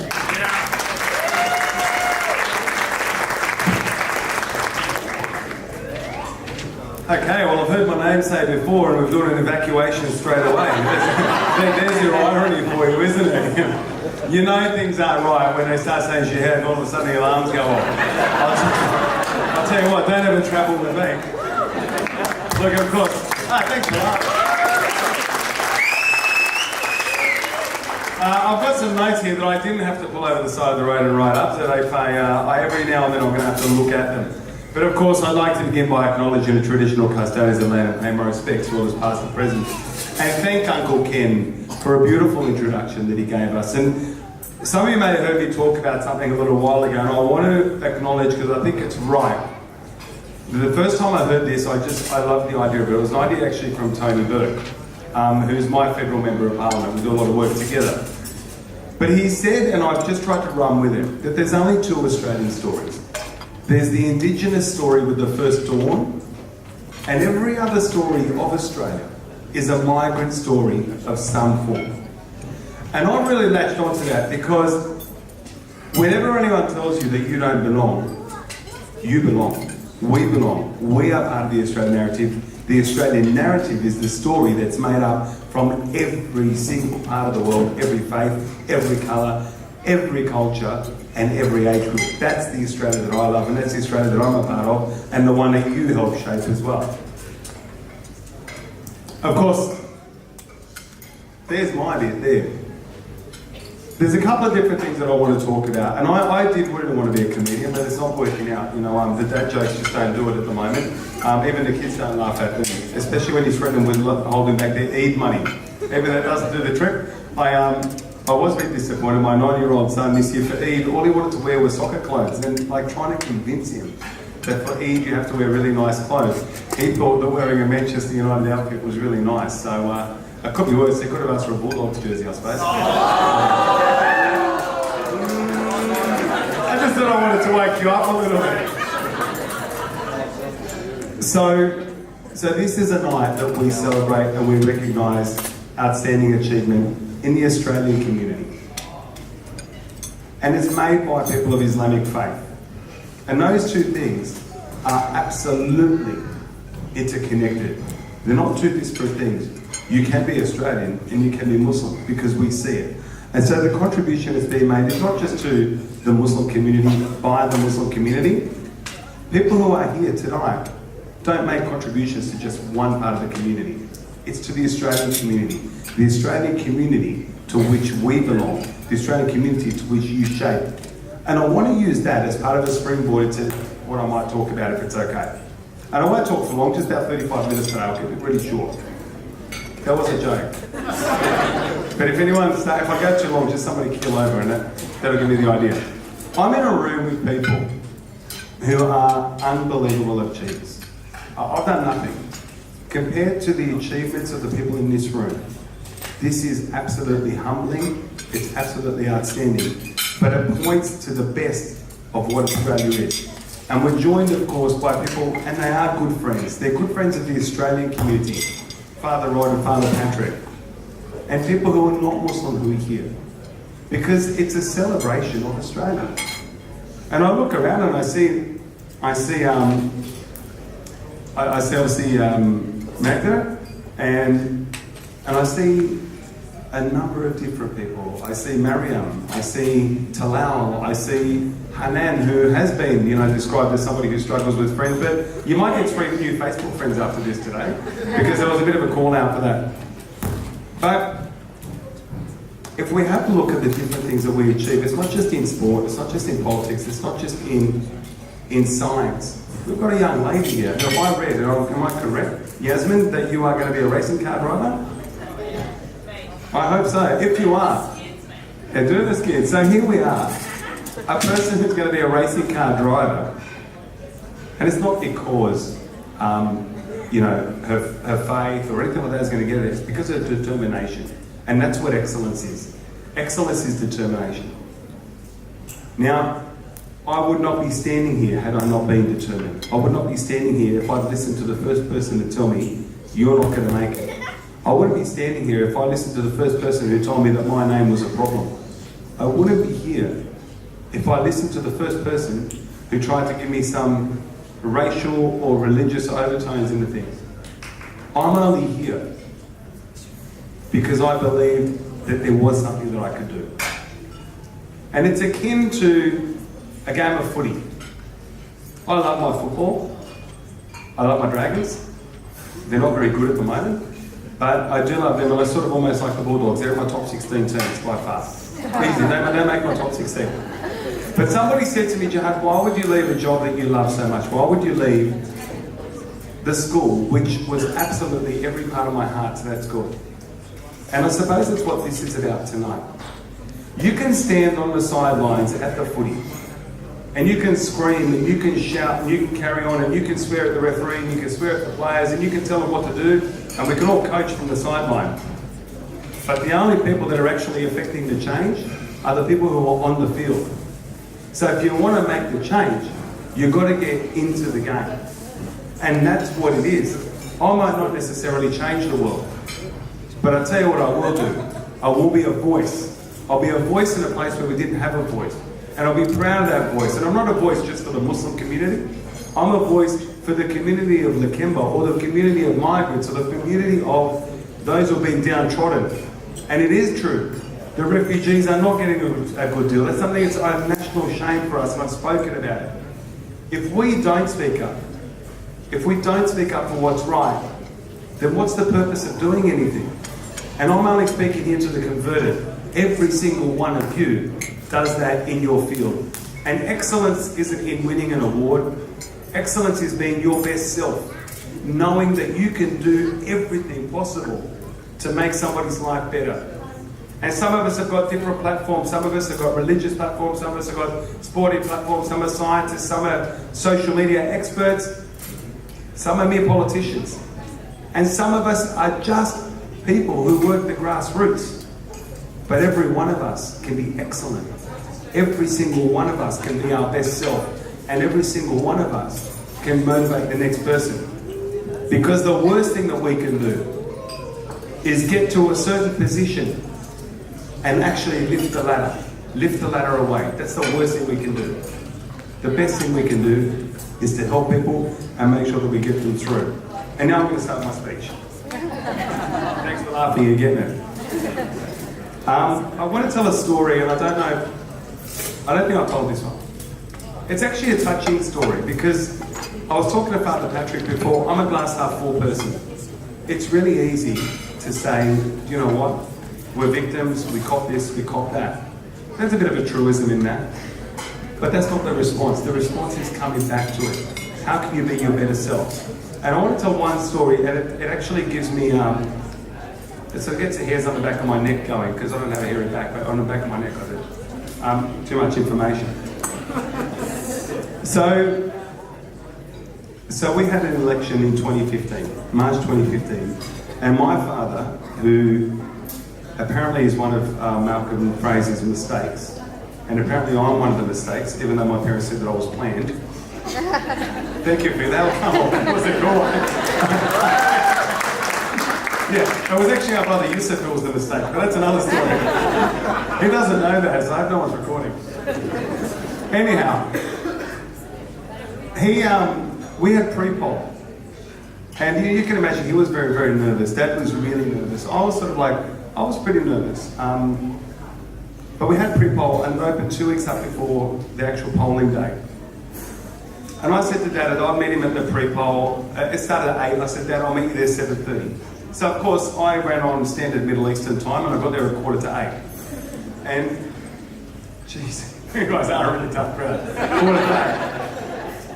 Dad was already there. He already had the call food set up. He already had the posters. He was already sweating. I said, I got there. I was like, Dad, what are you doing? What time did you get here? He got there at 5 o'clock in the morning. And I go, Dad, you didn't need to be here at 5 o'clock in the morning. It starts at 8. And I'm not going to repeat some of the words because he'll get a bit sort of emotional. But ultimately what he said is he said, I want to be here. And I want to cast the first vote for my son, the Muslim person who's going to be our Member of Parliament.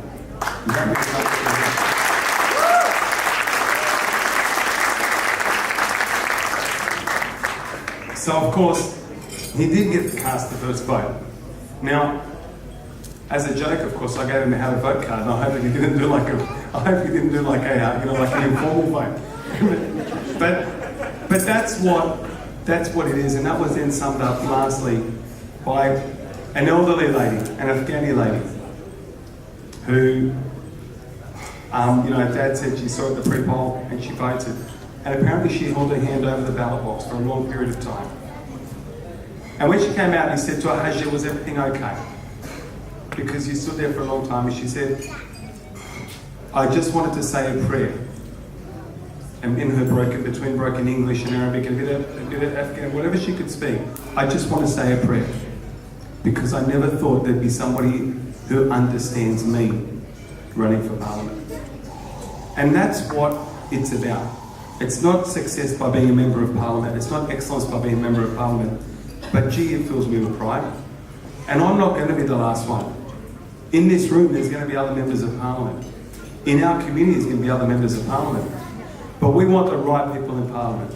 The people who are going to go in there and actually talk for everyone. And say what's right. And stick for what they believe in. That's what we want in people. And we can't get that unless there's excellence in every single thing that we do. I didn't really look at the notes. I'm not going to read it now because I think we've sort of gone long enough. But I need to say to every single one of you today, whether you received an award or not, you're heroes in our eyes. Everybody needs a hero.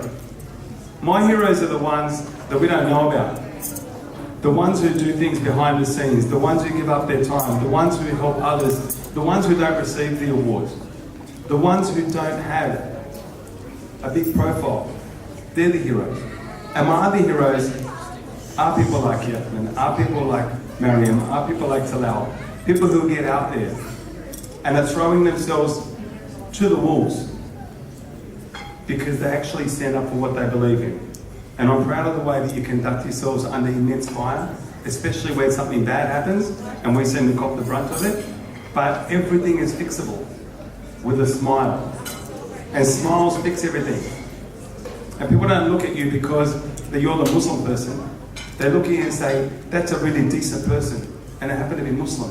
And our story, Ken, is not different to the indigenous story. And that's why there's such an affinity there. You know, there is a belief in that kinship, in that family, in that community. Tonight is the very best that we see. Always believe that the very best is there. Glass half full is the only way to go. Once we start looking at the glass half empty, then we've lost the fight.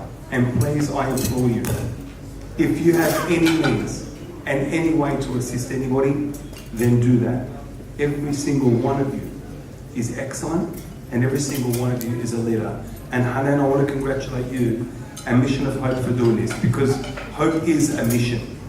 And we need hope, and we need the aspiration, but we need the enabler. And tonight, Hanan, you've been an enabler for the last 10 years. Assalamu alaikum.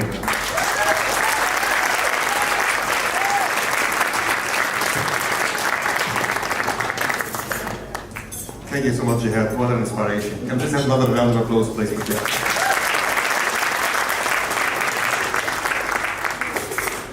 Thank you all.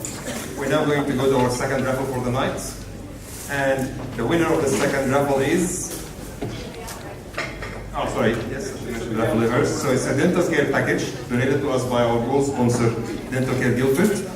And the winner of this lovely package goes to Yusuf Sari. Yusuf Sari, yes, that's you.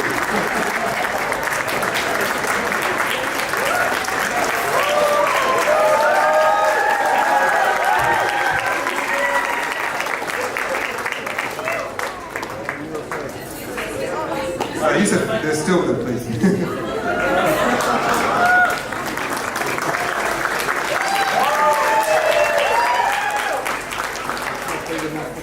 Thank you once again to our Dental Care Guildford for the lovely sponsorship and for the lovely gifts.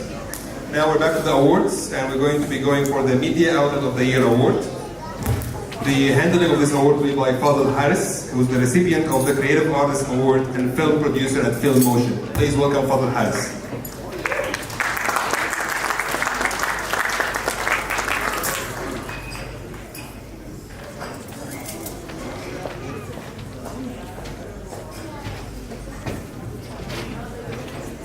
Assalamu alaikum. It's really interesting standing out here. I received a similar award many years ago. Since then we've seen social media flourish, and as you can see we're on Facebook Live tonight. It's been an amazing journey for most Muslims here, and I think we've all had a voice online, and we're doing really well. I've seen so many people use the media. Many of you guys in the room, keep going. You're doing an amazing job, all of you. So, something I need to point out is that the media is very powerful. It can make us cry. It can make us laugh. It can also twist the facts and provoke thought. And that's why it's not just important to us, the people who are using it. It's important to everybody in this room. It affects every one of us. This award recognises an individual or outlet that has received outstanding results, that has achieved outstanding results in the field of media communication while demonstrating commitment to excellence. The award is open to journalists and media outlets who are professional and adhere to the Media Code of Ethics of Australia where necessary. The selection criteria for this award are listed below. The media nominee demonstrated excellence in the field of media and or communication. If an outlet, the media nominee has Muslims in its management or boards. The finalists for 2016 are Waleed Ali.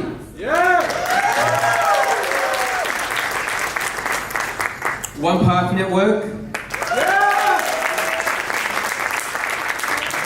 And Australian Muslim Times newspaper.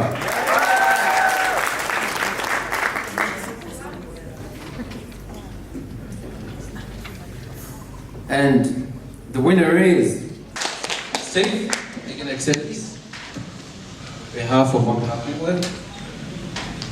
Assalamu alaikum.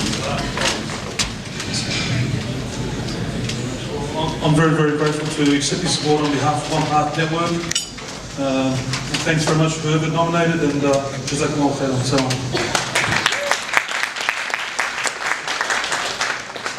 Unfortunately, One Path Network will not be here in person because they're busy organizing their film interstate, so please tune in and watch their last chance, the movie. Moving on with the awards, the next one will be Role Model of the Year, presented by Ophelia Harali, who is the finalist in the Role Model of the Award category 2015. Please welcome Ophelia.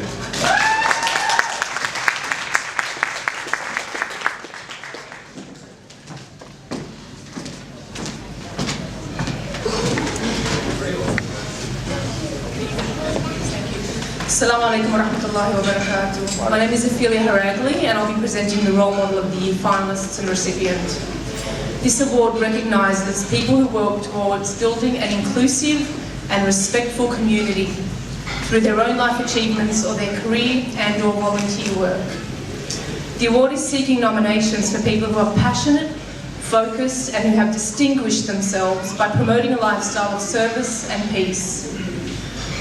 The selection for the criteria of this award are: the role model made significant contributions to the Australian community and nation.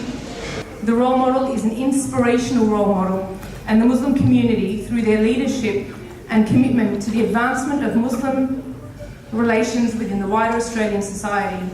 The role model actively supported others in their advancement. The role model engages in leadership and mentoring of others. The role model finalists for 2016 are Dalia Ayub,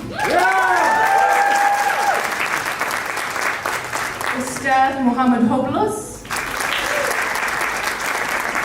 Diane Abdul Rahman.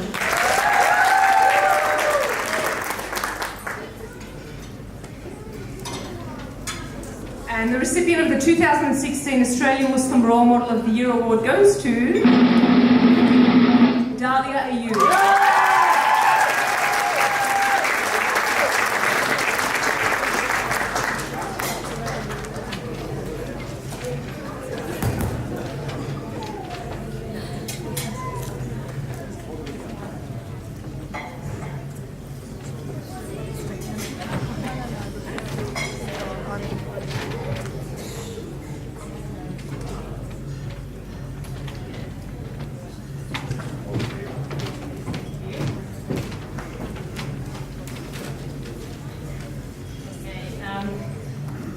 Alhamdulillah.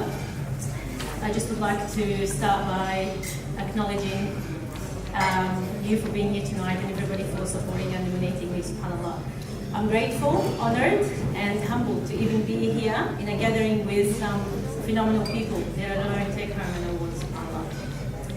I have to start by thanking Mission of Hope, Jazakallah Khair Hanan especially for everything that you do for the community. Out of so many role models, I think you should be here. The volunteers, the sponsors, and guests for making tonight happen. I would like to thank my amazing family who are here tonight.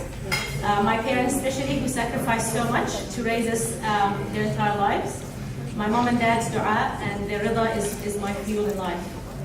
My brother here, his wife, and Fadi, his wife, Iman, kids, my sisters, Munari, Khulud, they're all here. I have to thank them today because they've been the biggest support, and without their love and support, subhanAllah, I don't think I'll be doing what I'm doing, but I'm doing, subhanAllah. My girls, Maryam and Aya and Sumaya, who are very excited, and alhamdulillah, who I'm so proud of, and they teach me a lot, especially about patience, which is a very important lesson in life. My dear sisters here who are supporting me, mashallah, Aisha, Aya, Suha, Sana, and Dina, and everybody else, subhanAllah, and Allah reward you for everything that you helped me do and we do together, alhamdulillah. And last but not least, my husband, Bassett, and my best friend basically, and my advisor, my number one supporter, who know words basically do him justice.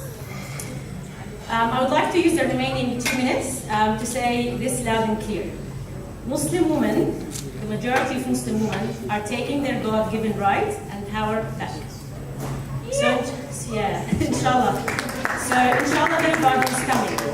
Yes, we're living in one of the most difficult times with so much wrong and ignorance and poverty and injustices, so much suffering. Yes, it's very, very dark, but we refuse to continue to live in darkness and sit and wait for the light at the end of the tunnel. Muslim women are discovering that they already can have a switch and can turn the light on throughout the tunnel and light the way and light the tunnel. We're not going to wait for the end anymore. They have Allah subhanahu wa ta'ala as a creator, best of planner, best of provider, and the source of all power. They have their deen, which gives them ultimate strength. Deen, they have the deen that they're embracing, which is their superpower. Women are half of society, they raise the other half and educate the other half, and basically that's your society. And they're reclaiming all of this back. This power, they're reclaiming it back, subhanAllah, through stepping up, living their purpose, knowing their rights, education, and through service. And as I said, I'm honored to receive this award, but the real award is not in this life. That's what I'm after, and what everyone else is after here are with this room. So tonight is not really about a few people going home with awards. It's an invitation for all of us to really take our power back, to use it to save others, and to serve the one who gives us all power.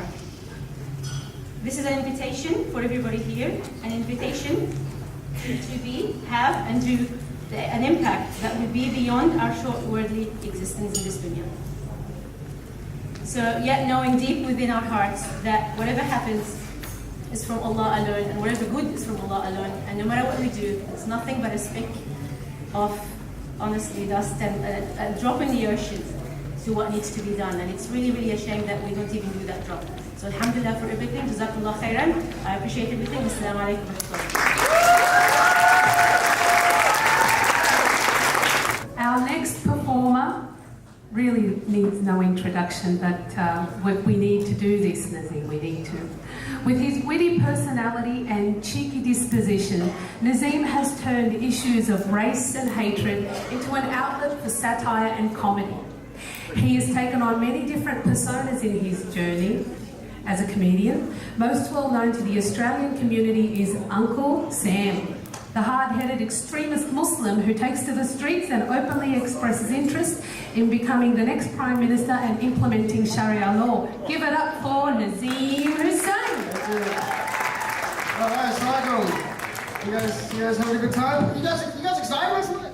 Yeah. Been quiet lately. Do you really know what to joke about? Hanan said just do about 5 minutes of jokes. So I went on her Facebook and I saw on Hanan's. Do you guys, who's friends with Hanan on Facebook? Who's friends with her in real life? Now, if you're friends with her on Facebook, like most of us, that's a prerequisite for doing community work. You'll see she posted a photo. Did you guys see that photo recently of the prayer room at Bankstown Hospital? Did you guys see that?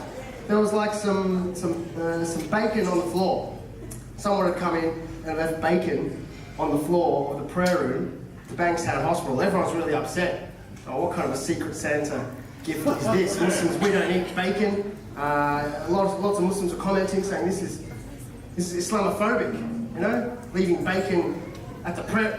It might not be Islamophobic. How do you guys know? Haven't you heard of Husn al-Dhan? You know, you make 70 excuses for whoever it is. Maybe someone came into the prayer room, you know, just a little bit lost, a bit curious, started looking at the brochures on the wall, read a few pamphlets, all of a sudden thought, you know what? This is the real religion. Ashhadu an la ilaha illallah. And maybe they became Muslim on the spot. They left their old ways and they just emptied their pockets right then and there, and they just left. Everyone jumped to conclusions. It's weird though when people do think that Muslims, we don't like bacon. No, we hate bacon. It's like kryptonite. It doesn't work like that. We don't hate pigs. We don't eat them, you know? if you what we're scared of is like chocolate bars. We're scared of money. We're scared of the $1.4 million mortgage repayment that PGCC was looking for.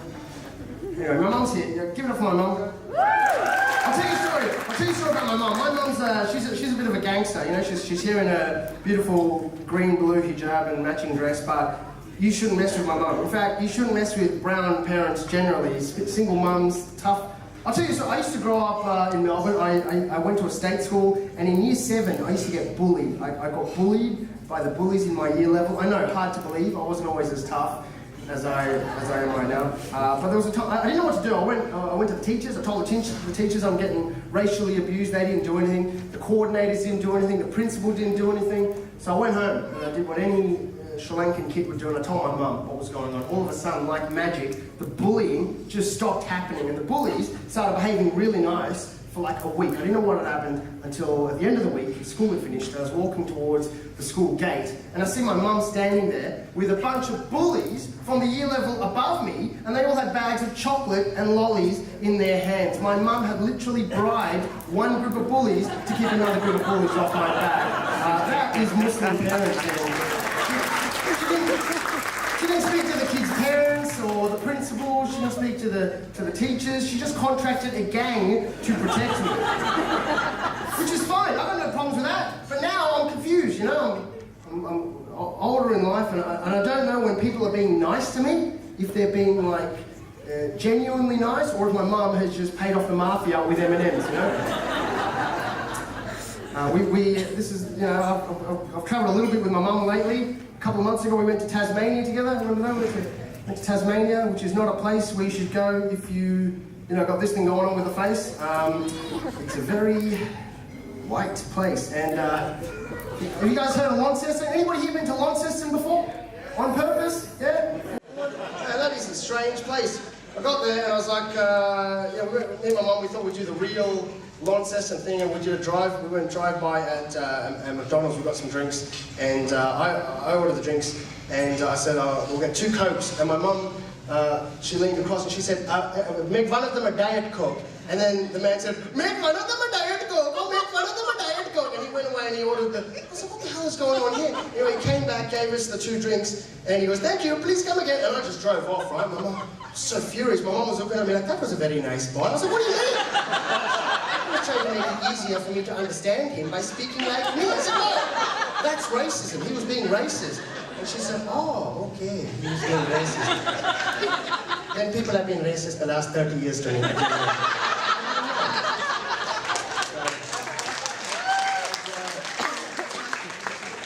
Finish up. My mum's Sri Lankan. I was born and raised in Australia, and like a lot of us, we're all, what do you call us, diaspora. We're born here, a lot of us, and our parents are from other countries, and we've got a mixed identity. We've got a very Australian voice. I can make all the sounds. G'day, mate. Like that is a coherent Australian sentence, but this face, not an Australian face. But when I go to Sri Lanka, I feel like, man, I fit in. I look like everybody else. I feel like this is where I'm at. I feel like I'm the missing piece of a round puzzle, and then as soon as I open my mouth, people just look at me like, what the bloody hell is that? That makes no sense. That face does not equal that voice. That's an incorrect maths equation. I don't get it. I grew up in Australia, so I'm kind of like an Australian outlook on the world, but my values are very Sri Lankan, very Muslim. We're all raised the same. It doesn't matter if you're from Sri Lanka or the Middle East or wherever. We're all raised by guilt, we're all made to feel like we've got all these opportunities in Australia that our parents didn't have back where they grew up, my mum would always say, come on Nazim, I'd come home with an A, and what would your parents say? What would our parents say? A, why not?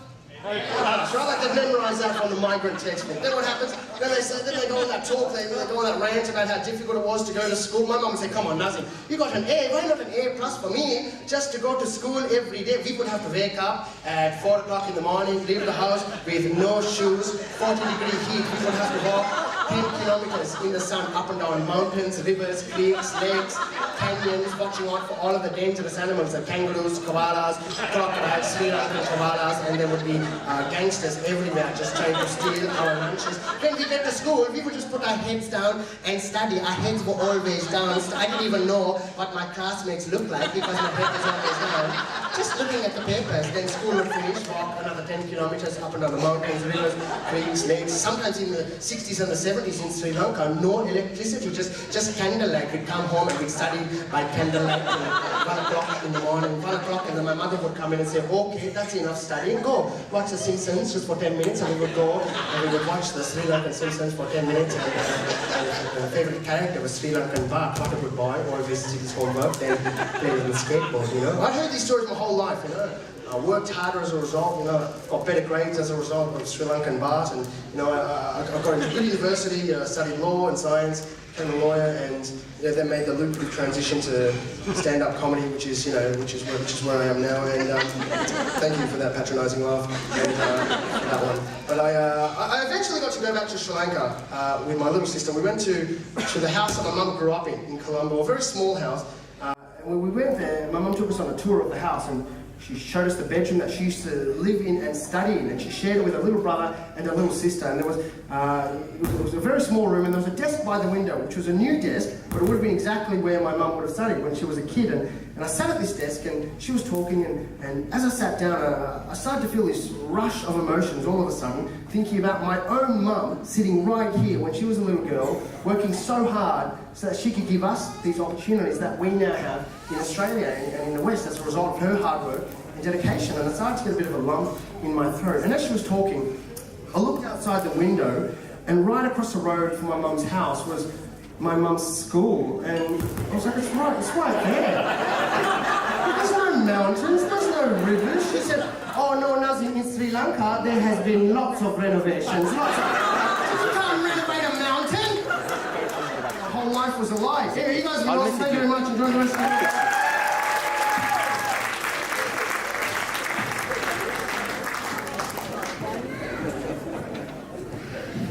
Thank you for that, Nazim. So we're down to our final 4 award categories. Up next is the Social Media of the Year Award. This is a new award we've introduced, and to present this award is Mazen Fehmi, Volunteer of the Year for 2012 and Director of White Flames Strategy.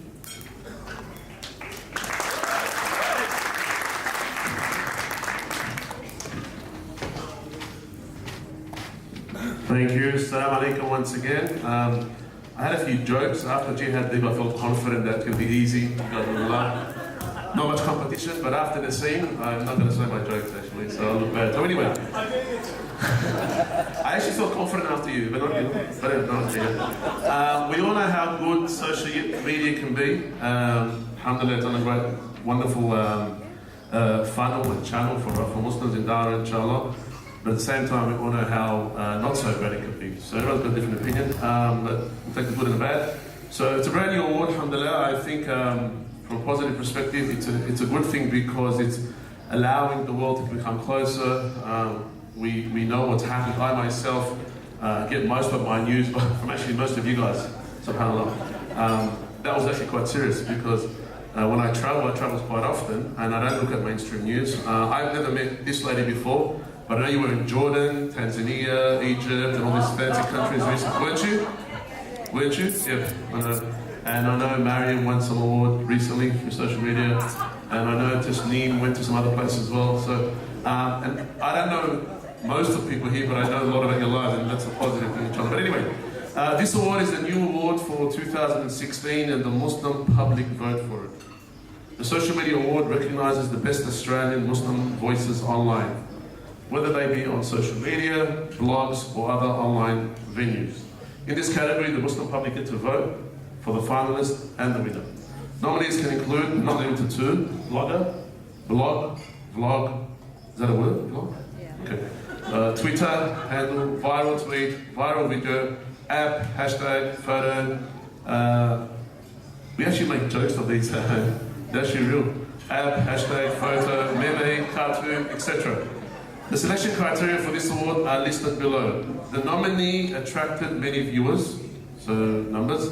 The nominee has a character of high integrity, and the nominee is also an inspirational role model for the Muslim community in Australia, which is quite important, alhamdulillah. The finalists for 2016 are Steve Douglas. And that's all deserving, subhanAllah, because I've actually followed Steve for the last couple of years on Facebook, and I just introduced myself on the break there, and because I know you, we're neighbours, subhanAllah. So it's good that we've never actually saw each other in Regent's Park, but I met you on social media. Living Muslim, the next nominee is Living Muslim, and that's part of One Path Network. And Mariam, I just asked her how do I spell her or say her surname, Veyzadeh. Okay.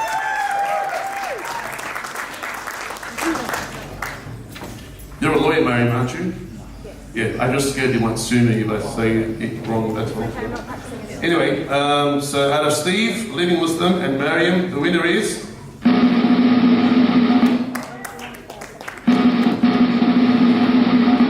Steve Douglas.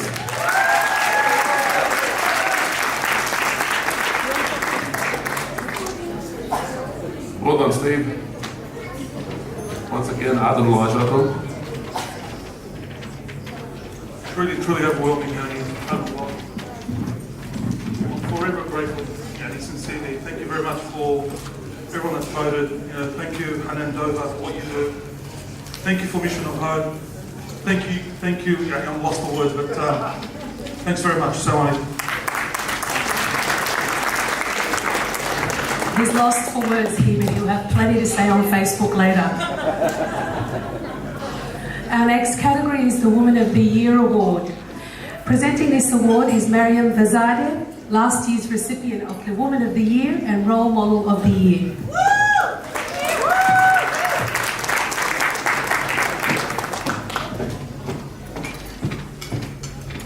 Assalamu alaikum all. It's a privilege to stand here because I know this next category is such an important category. Women in our community have done incredible work over the years, and it's the women that inspire me. The men also inspire me, don't get me wrong. But the strong forces in our community, the ones that are binding us together, are the women, and I'm really, really pleased that this category recognises that. So I'm announcing the Women of the Year, the recipient. This award acknowledges women from all spheres of society who've helped shape their community. This Woman of the Year demonstrated excellence in her field, be it in her career or her volunteer work, and this woman has made a significant contribution to the Australian community and the nation. She's an inspirational role model for the community through her leadership and commitment.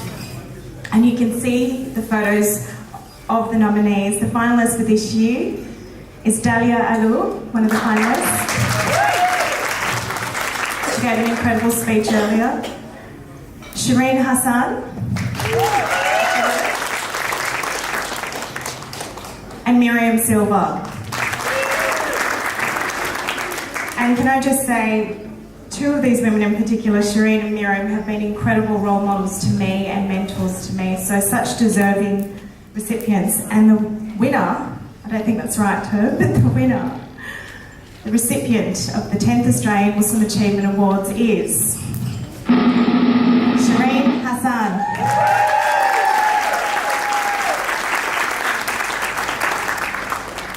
Shireen couldn't be with us tonight, but I understand we've got a video. Big shout out to everyone in the Mission of Hope. You guys have been putting this together for 10 years now. That's a massive achievement. Thank you for everything you do in our community. It doesn't go unnoticed. It's such an honour to be given this award, and thank you so much for giving me this honour. But I do want to acknowledge all those women who work tirelessly serving the community without getting any accolades or acknowledgement. Thank you to my family, everyone at the Museum of Australia, you guys have been awesome. But last but not least, Miriam Silva, Dalia Alou, mashallah, I'm all of both of you. such an honour to be nominated in the category with both of you and my other little borough and everything. So back on the levy.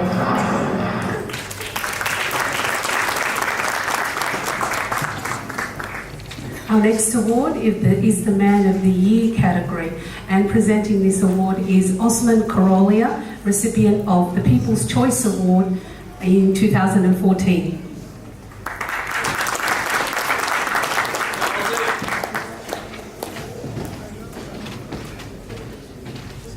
Jazakallah khairan, thank you very much. And I must say, it's truly wonderful to be up here this evening. And when you are in events, to sustain an event for 10 years is something that really needs to be applauded.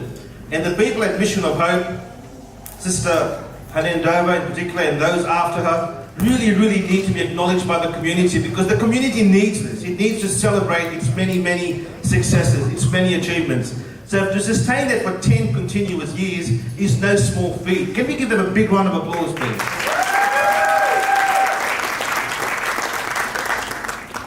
I've got some notes which I'm supposed to read off, but I'm really bad at reading off notes. So what I will say is this here. The nominees for Men of the Year are giants in their field. They inspire many around them. They inspire people within their community and from outside their community. They are leaders in their field, in their chosen professions. They are leaders in the volunteer work that they do. They're a role model for others. They achieve and sustain success on a daily basis. And these nominees really, when we look at them, don't just enrich our lives as Australian Muslims, they enrich the lives of all Australians. The nominees, or the finalists for the 2016 Men of the Year: Zia Ahmed, Ustaz Muhammad Hoplos, and finally Talal Yassin. All three names are really names which are driving our community forward. Can I have the drum roll, please? And the winner for the 2016 Man of the Year is Talal Yassin.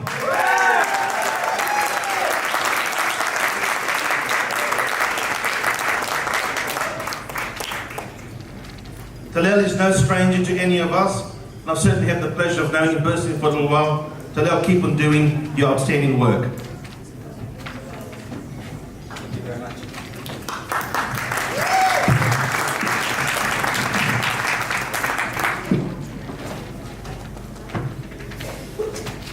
I'm nervous being up here for the first time. So please bear with me. Assalamu alaikum wa rahmatullahi wa barakatuh. I want to, in the tradition of the Spike Milligan, I don't know whether everybody knows Spike Milligan. Yes. I'm going to say that it's about bloody time I won this award. And I want to thank absolutely nobody, because I did it all myself. Obama, I'm out, right? Maybe not. See, as a frustrated lawyer, because I was a horrible lawyer, I'm even a worse comedian. But Nazeem Hussain seems to have pulled it off quite well. I'm going to be a little bit serious and hopefully tell a joke at the end. So bear with me until I get to the really bad joke. But I think we have a lot to celebrate, a lot to commemorate, a lot to discuss. I think we're very blessed here tonight, and I want to thank every single one of you, whether you are here in the audience, whether you are watching on Facebook, whether you are listening in, because it is these kind of endeavours that bring the barakah and that bring the goodness and the light to all that we stand for and all that we do. But I did mention earlier that we live in slightly darker times, and there's a number of reasons for that, and both positive and negative. But before I go into that, I want to explain a little bit about the nature of perhaps why I'm standing here and the constituent elements of the teams, whether they are Crescent Wealth, which is Islamic superannuation and funds, whether it is the Crescent Institute, which is a Muslim networking and thought leadership group which has been around for 15 years, or whether it is the Crescent Foundation, which is all about helping the less privileged, whether they are the homeless, with Western Sydney University, and you would have seen some announcements on that. In Melbourne, CCN, the houseless and homeless, feeding the houseless and homeless, and of course Islamic art and culture, which Shireen, the Islamic Museum of Australia in Melbourne, which Tasneem, Shireen and all the good guys and girls in Melbourne help support. These three organisations form the pillars of the good work that I'm involved in. But I only say I'm involved because the reality is it is the people at the top of the workload that actually make a difference. And I've got to say, most of these are our sisters, are the sisters that do the hard yarn, are the glue that binds the community, are the people that put up their hand day in, day out. And of course the brothers do a lot of the legwork as well, but it's the sisters that hold it together.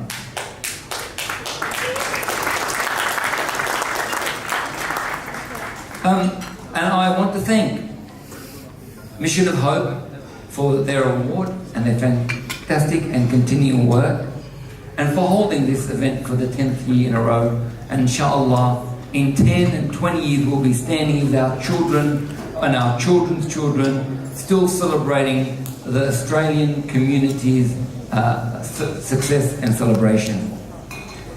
I want to turn to a few other issues in terms of all the things we talk about in the dinner table that are usually not mentioned in public because of the engagement, except if you're on Hanan Dover's Facebook, straight out, her dinner table, she's talking to you directly. But there is the rise of this darkness in our community. And tonight we have people from all faiths and no faith. Islamic faith, Aglu Islamicity or major Islamicity, who is there to judge? But we have seemed to have returned to what I call the pre-print age. Now if you remember, the printing press, whatever year it was created, is when mainstream media started. When you're able to communicate with a mass media, where your information came from some professional group where facts mattered. And over a period of time it developed. Today, with social media, it's almost going back to that time. That is, you hear the news, you hear information that you would have heard in your village. Because you like and follow stuff that you are attracted to. So if you're a radical right-winger, you like all the radical right-wing stuff. And that is the loot, and that is the seed. If you're an Aboriginal rights activist, what do you hear the Aboriginal rights activists talking to you every day? If you're a progressive on the left, or a radical on the right, if you're a Labour, or if you're liberal, if you're Muslim, or if you're Christian, or if you're Jew, you like what you like, and that's all the information you get. It is curated for you. So it's like an echo. It goes around and around and around. And unfortunately, if you publish something today, it is usually the people that are in your ecosystem that hear it. And therefore you're not communicating with the other side. And the decline in the mainstream media is our enemy, not our friend. Social media is not real media in the general sense of the word. The second thing that's happening in my view is what I call is the rise of cultural stupidism. Yes, I just made up a word. It's called stupidism. Can't even say it. And that is the rise of the stupid.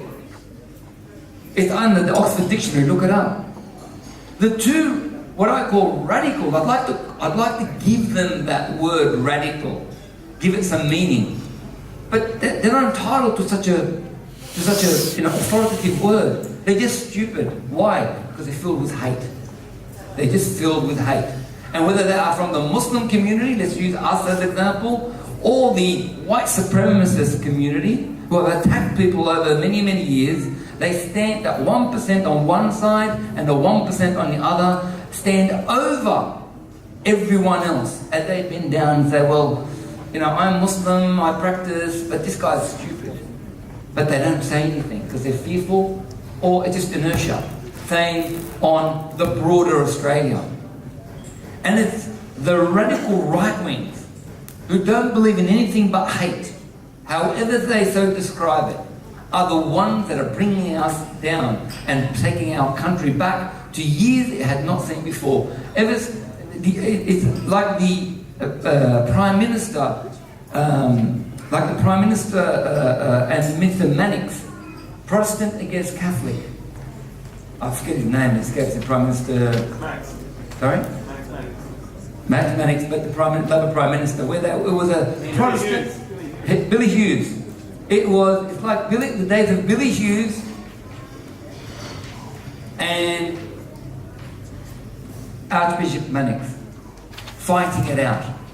It becomes personal, it becomes ugly, and everybody ducking in between. We're returning to those days. We all came here a few boatloads apart, except if you're Aboriginal. And we don't seem to accept that anymore. We don't seem to accept that we're all Australian. We have to take the Lebanese out of the Lebanese Australian, the Asian out of Asian Australian, the Indian out of Indian Australian, and the list goes on.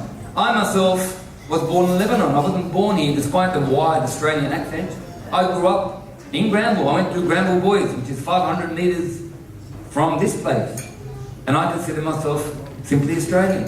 Not Lebanese Australian, not Muslim Australian, not anything Australian. You can say that I was born in Lebanon and fully assembled in Australia, if you want to put a marketing spin on it. But I certainly wouldn't say I was a mistake or the result of parents that made a mistake. Only my parents can call me a mistake, but Mr. Dutton, nobody else can.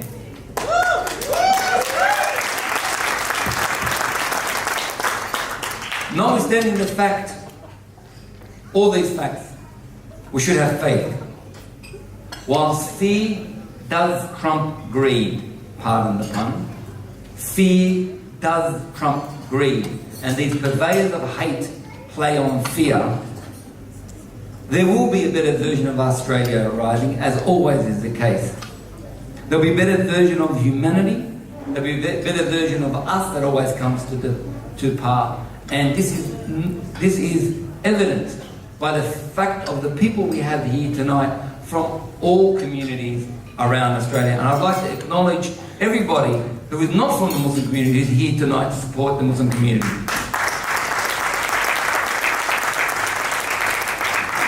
Fathers, especially from Gosford Anglican Church. Now, I want to finish off with some thank yous and then the bad joke. But I want to thank Mission of Hope again. I want to thank Hanan Dover and the President. And I want to thank my tribe at Crescent Wealth, the Crescent Foundation, and the Crescent Institute. I want to say that we exist all for the community and by the community, and hopefully to be a professional or set of professional organisations that does not replicate what other fantastic organisations are doing, but that is collaborative, present and available, purposeful and impactful.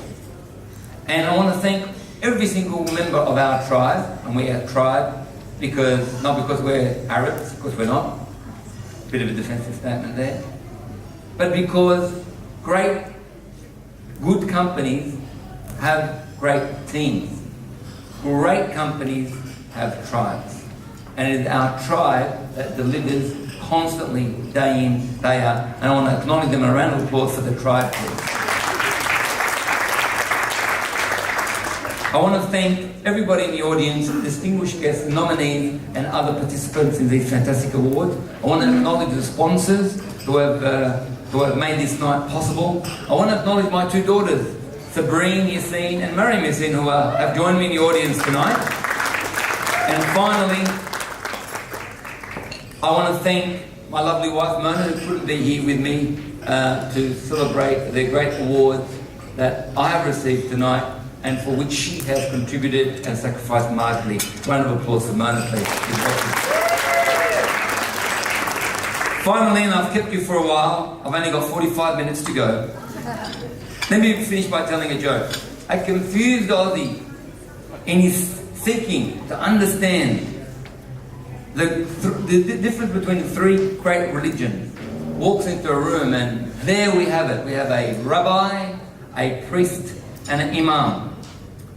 And he goes, "Fair shake of the bottle, brother. It's my day today. I don't understand. We're all dressed in funny hats and I don't understand what difference you keep fighting, you guys. And the priest, the rabbi, and the imam said, look, no, we're all good friends, we're all good guys, don't worry.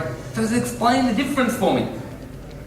So he said to the rabbi, tell me about your religion, tell me what happened. And the rabbi says, we are the children, we were the chosen one.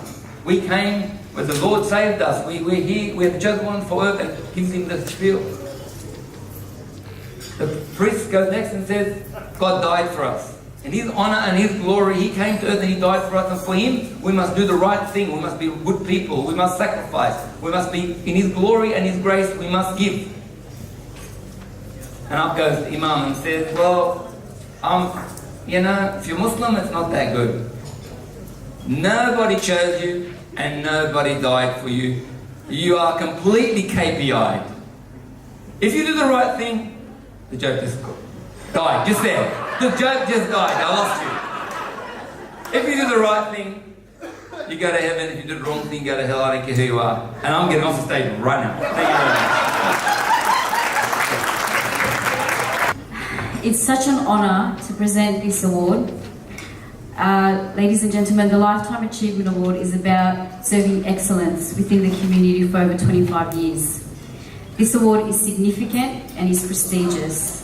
The award recognises a Muslim individual that has achieved outstanding results through initiatives, professional experiences or outstanding community service for over 25 years in Australia and also served the Muslim community. It is also the only award that is decided amongst Mission of Hope executive members. The selection criteria for the award is that the lifetime achiever has demonstrated excellence in their field, whether it be in their career or volunteer work for over 25 years. The nominee has made over 25 years of a significant contribution to the Australian community and nation. The Lifetime Achiever is an inspirational role model for the Muslim community through their leadership and commitment to the advancement of Muslim relations with the wider Australian society. After consultation and careful consideration, the Lifetime Achiever of the Year for 2016 is Sister Yasmin Khan from Queensland.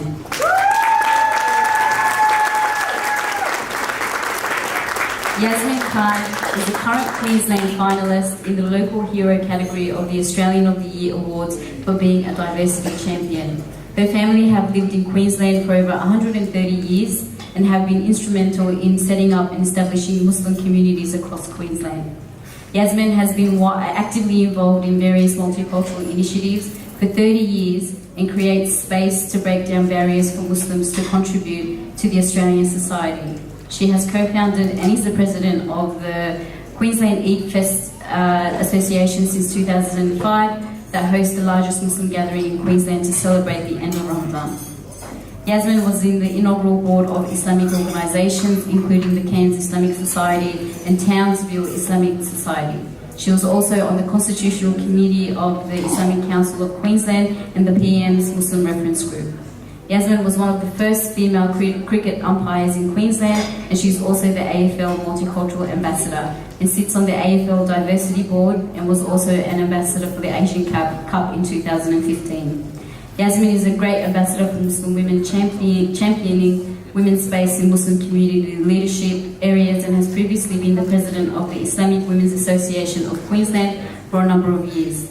She's on the board of the Red Roses Foundation, and that looks into homicides from domestic violence. And she has established a support centre for Muslim women and women from the Indian subcontinent, regardless of their religion. She's currently the chair of the Ethnic Communities Council of Queensland. Ladies and gentlemen, please put your hands together for Yasmin Khan.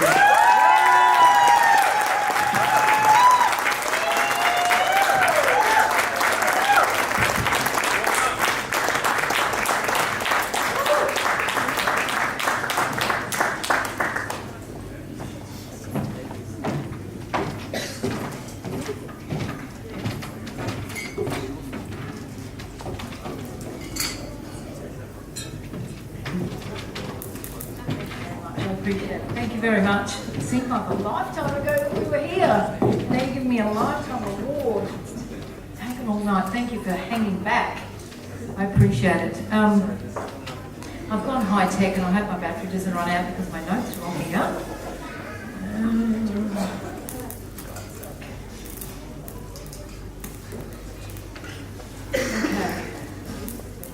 Assalamu alaikum, everyone. Thank you. To get an award named the Lifetime Achievement Award, it sort of finalises your work and your achievements.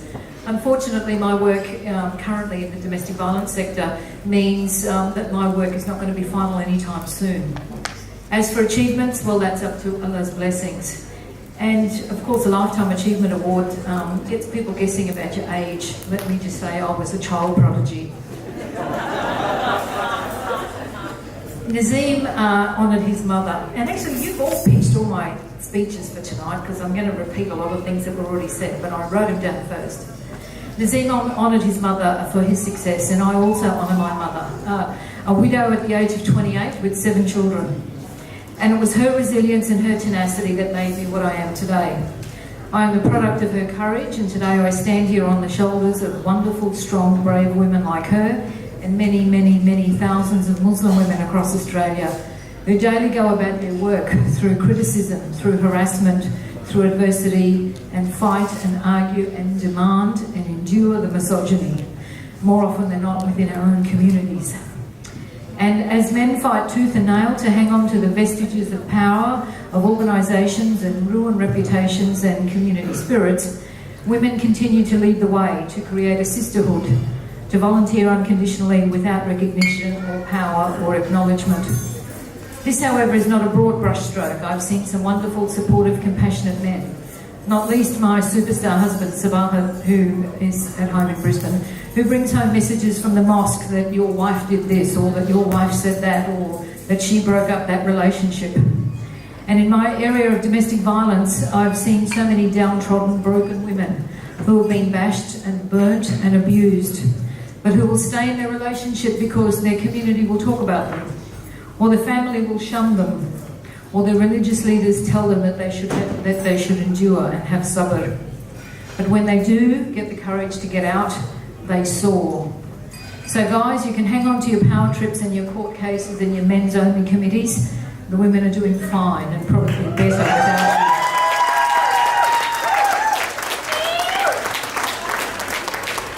This award is received on behalf of my team at EidFest Community Services, Sultan, Soraya and Ravana, and our families and friends who supported us through the years, and for copping the flack with us, again from our own community, year in, year out. They never let up. And for the 11 years that we offered an Eid festival in Brisbane where there was none, and now for the last 7 years, our Eid the Dream World event, for the reasons Talal mentioned about recognising the other Eid and something for our kids to experience and remember in years to come. We do it at Dreamworld, and we know that you folk who don't have the luck of living in Queensland are insanely jealous of our event, because at the end of the day, a zoo is just a zoo. The Dreamworld is something special.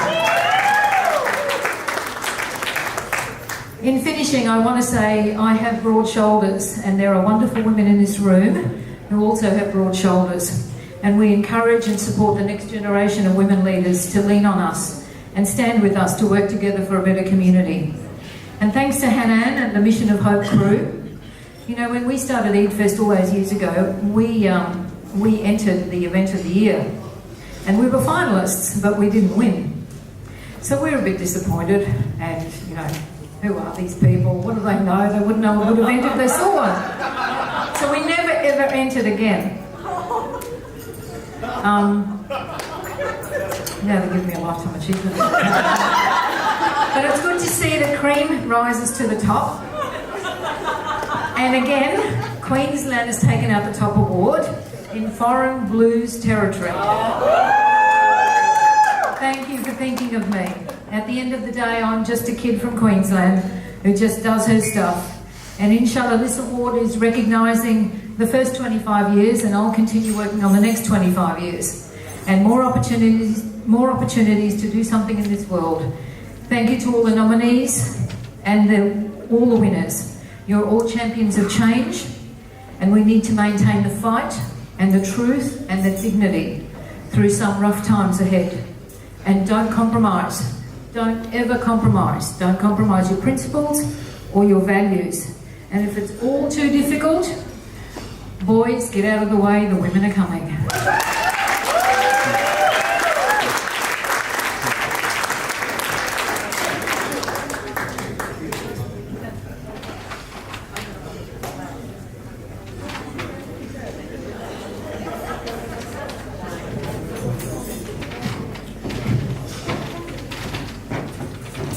well-earned recognition there for Yasmin. Well done, congratulations again. Before we close tonight, we have to announce our final winner for the last raffle today, and that is another delicious fruit platter. And our randomly selected winner is Aya Salty. Be here? Is Aya Salty still with us tonight? Come on up.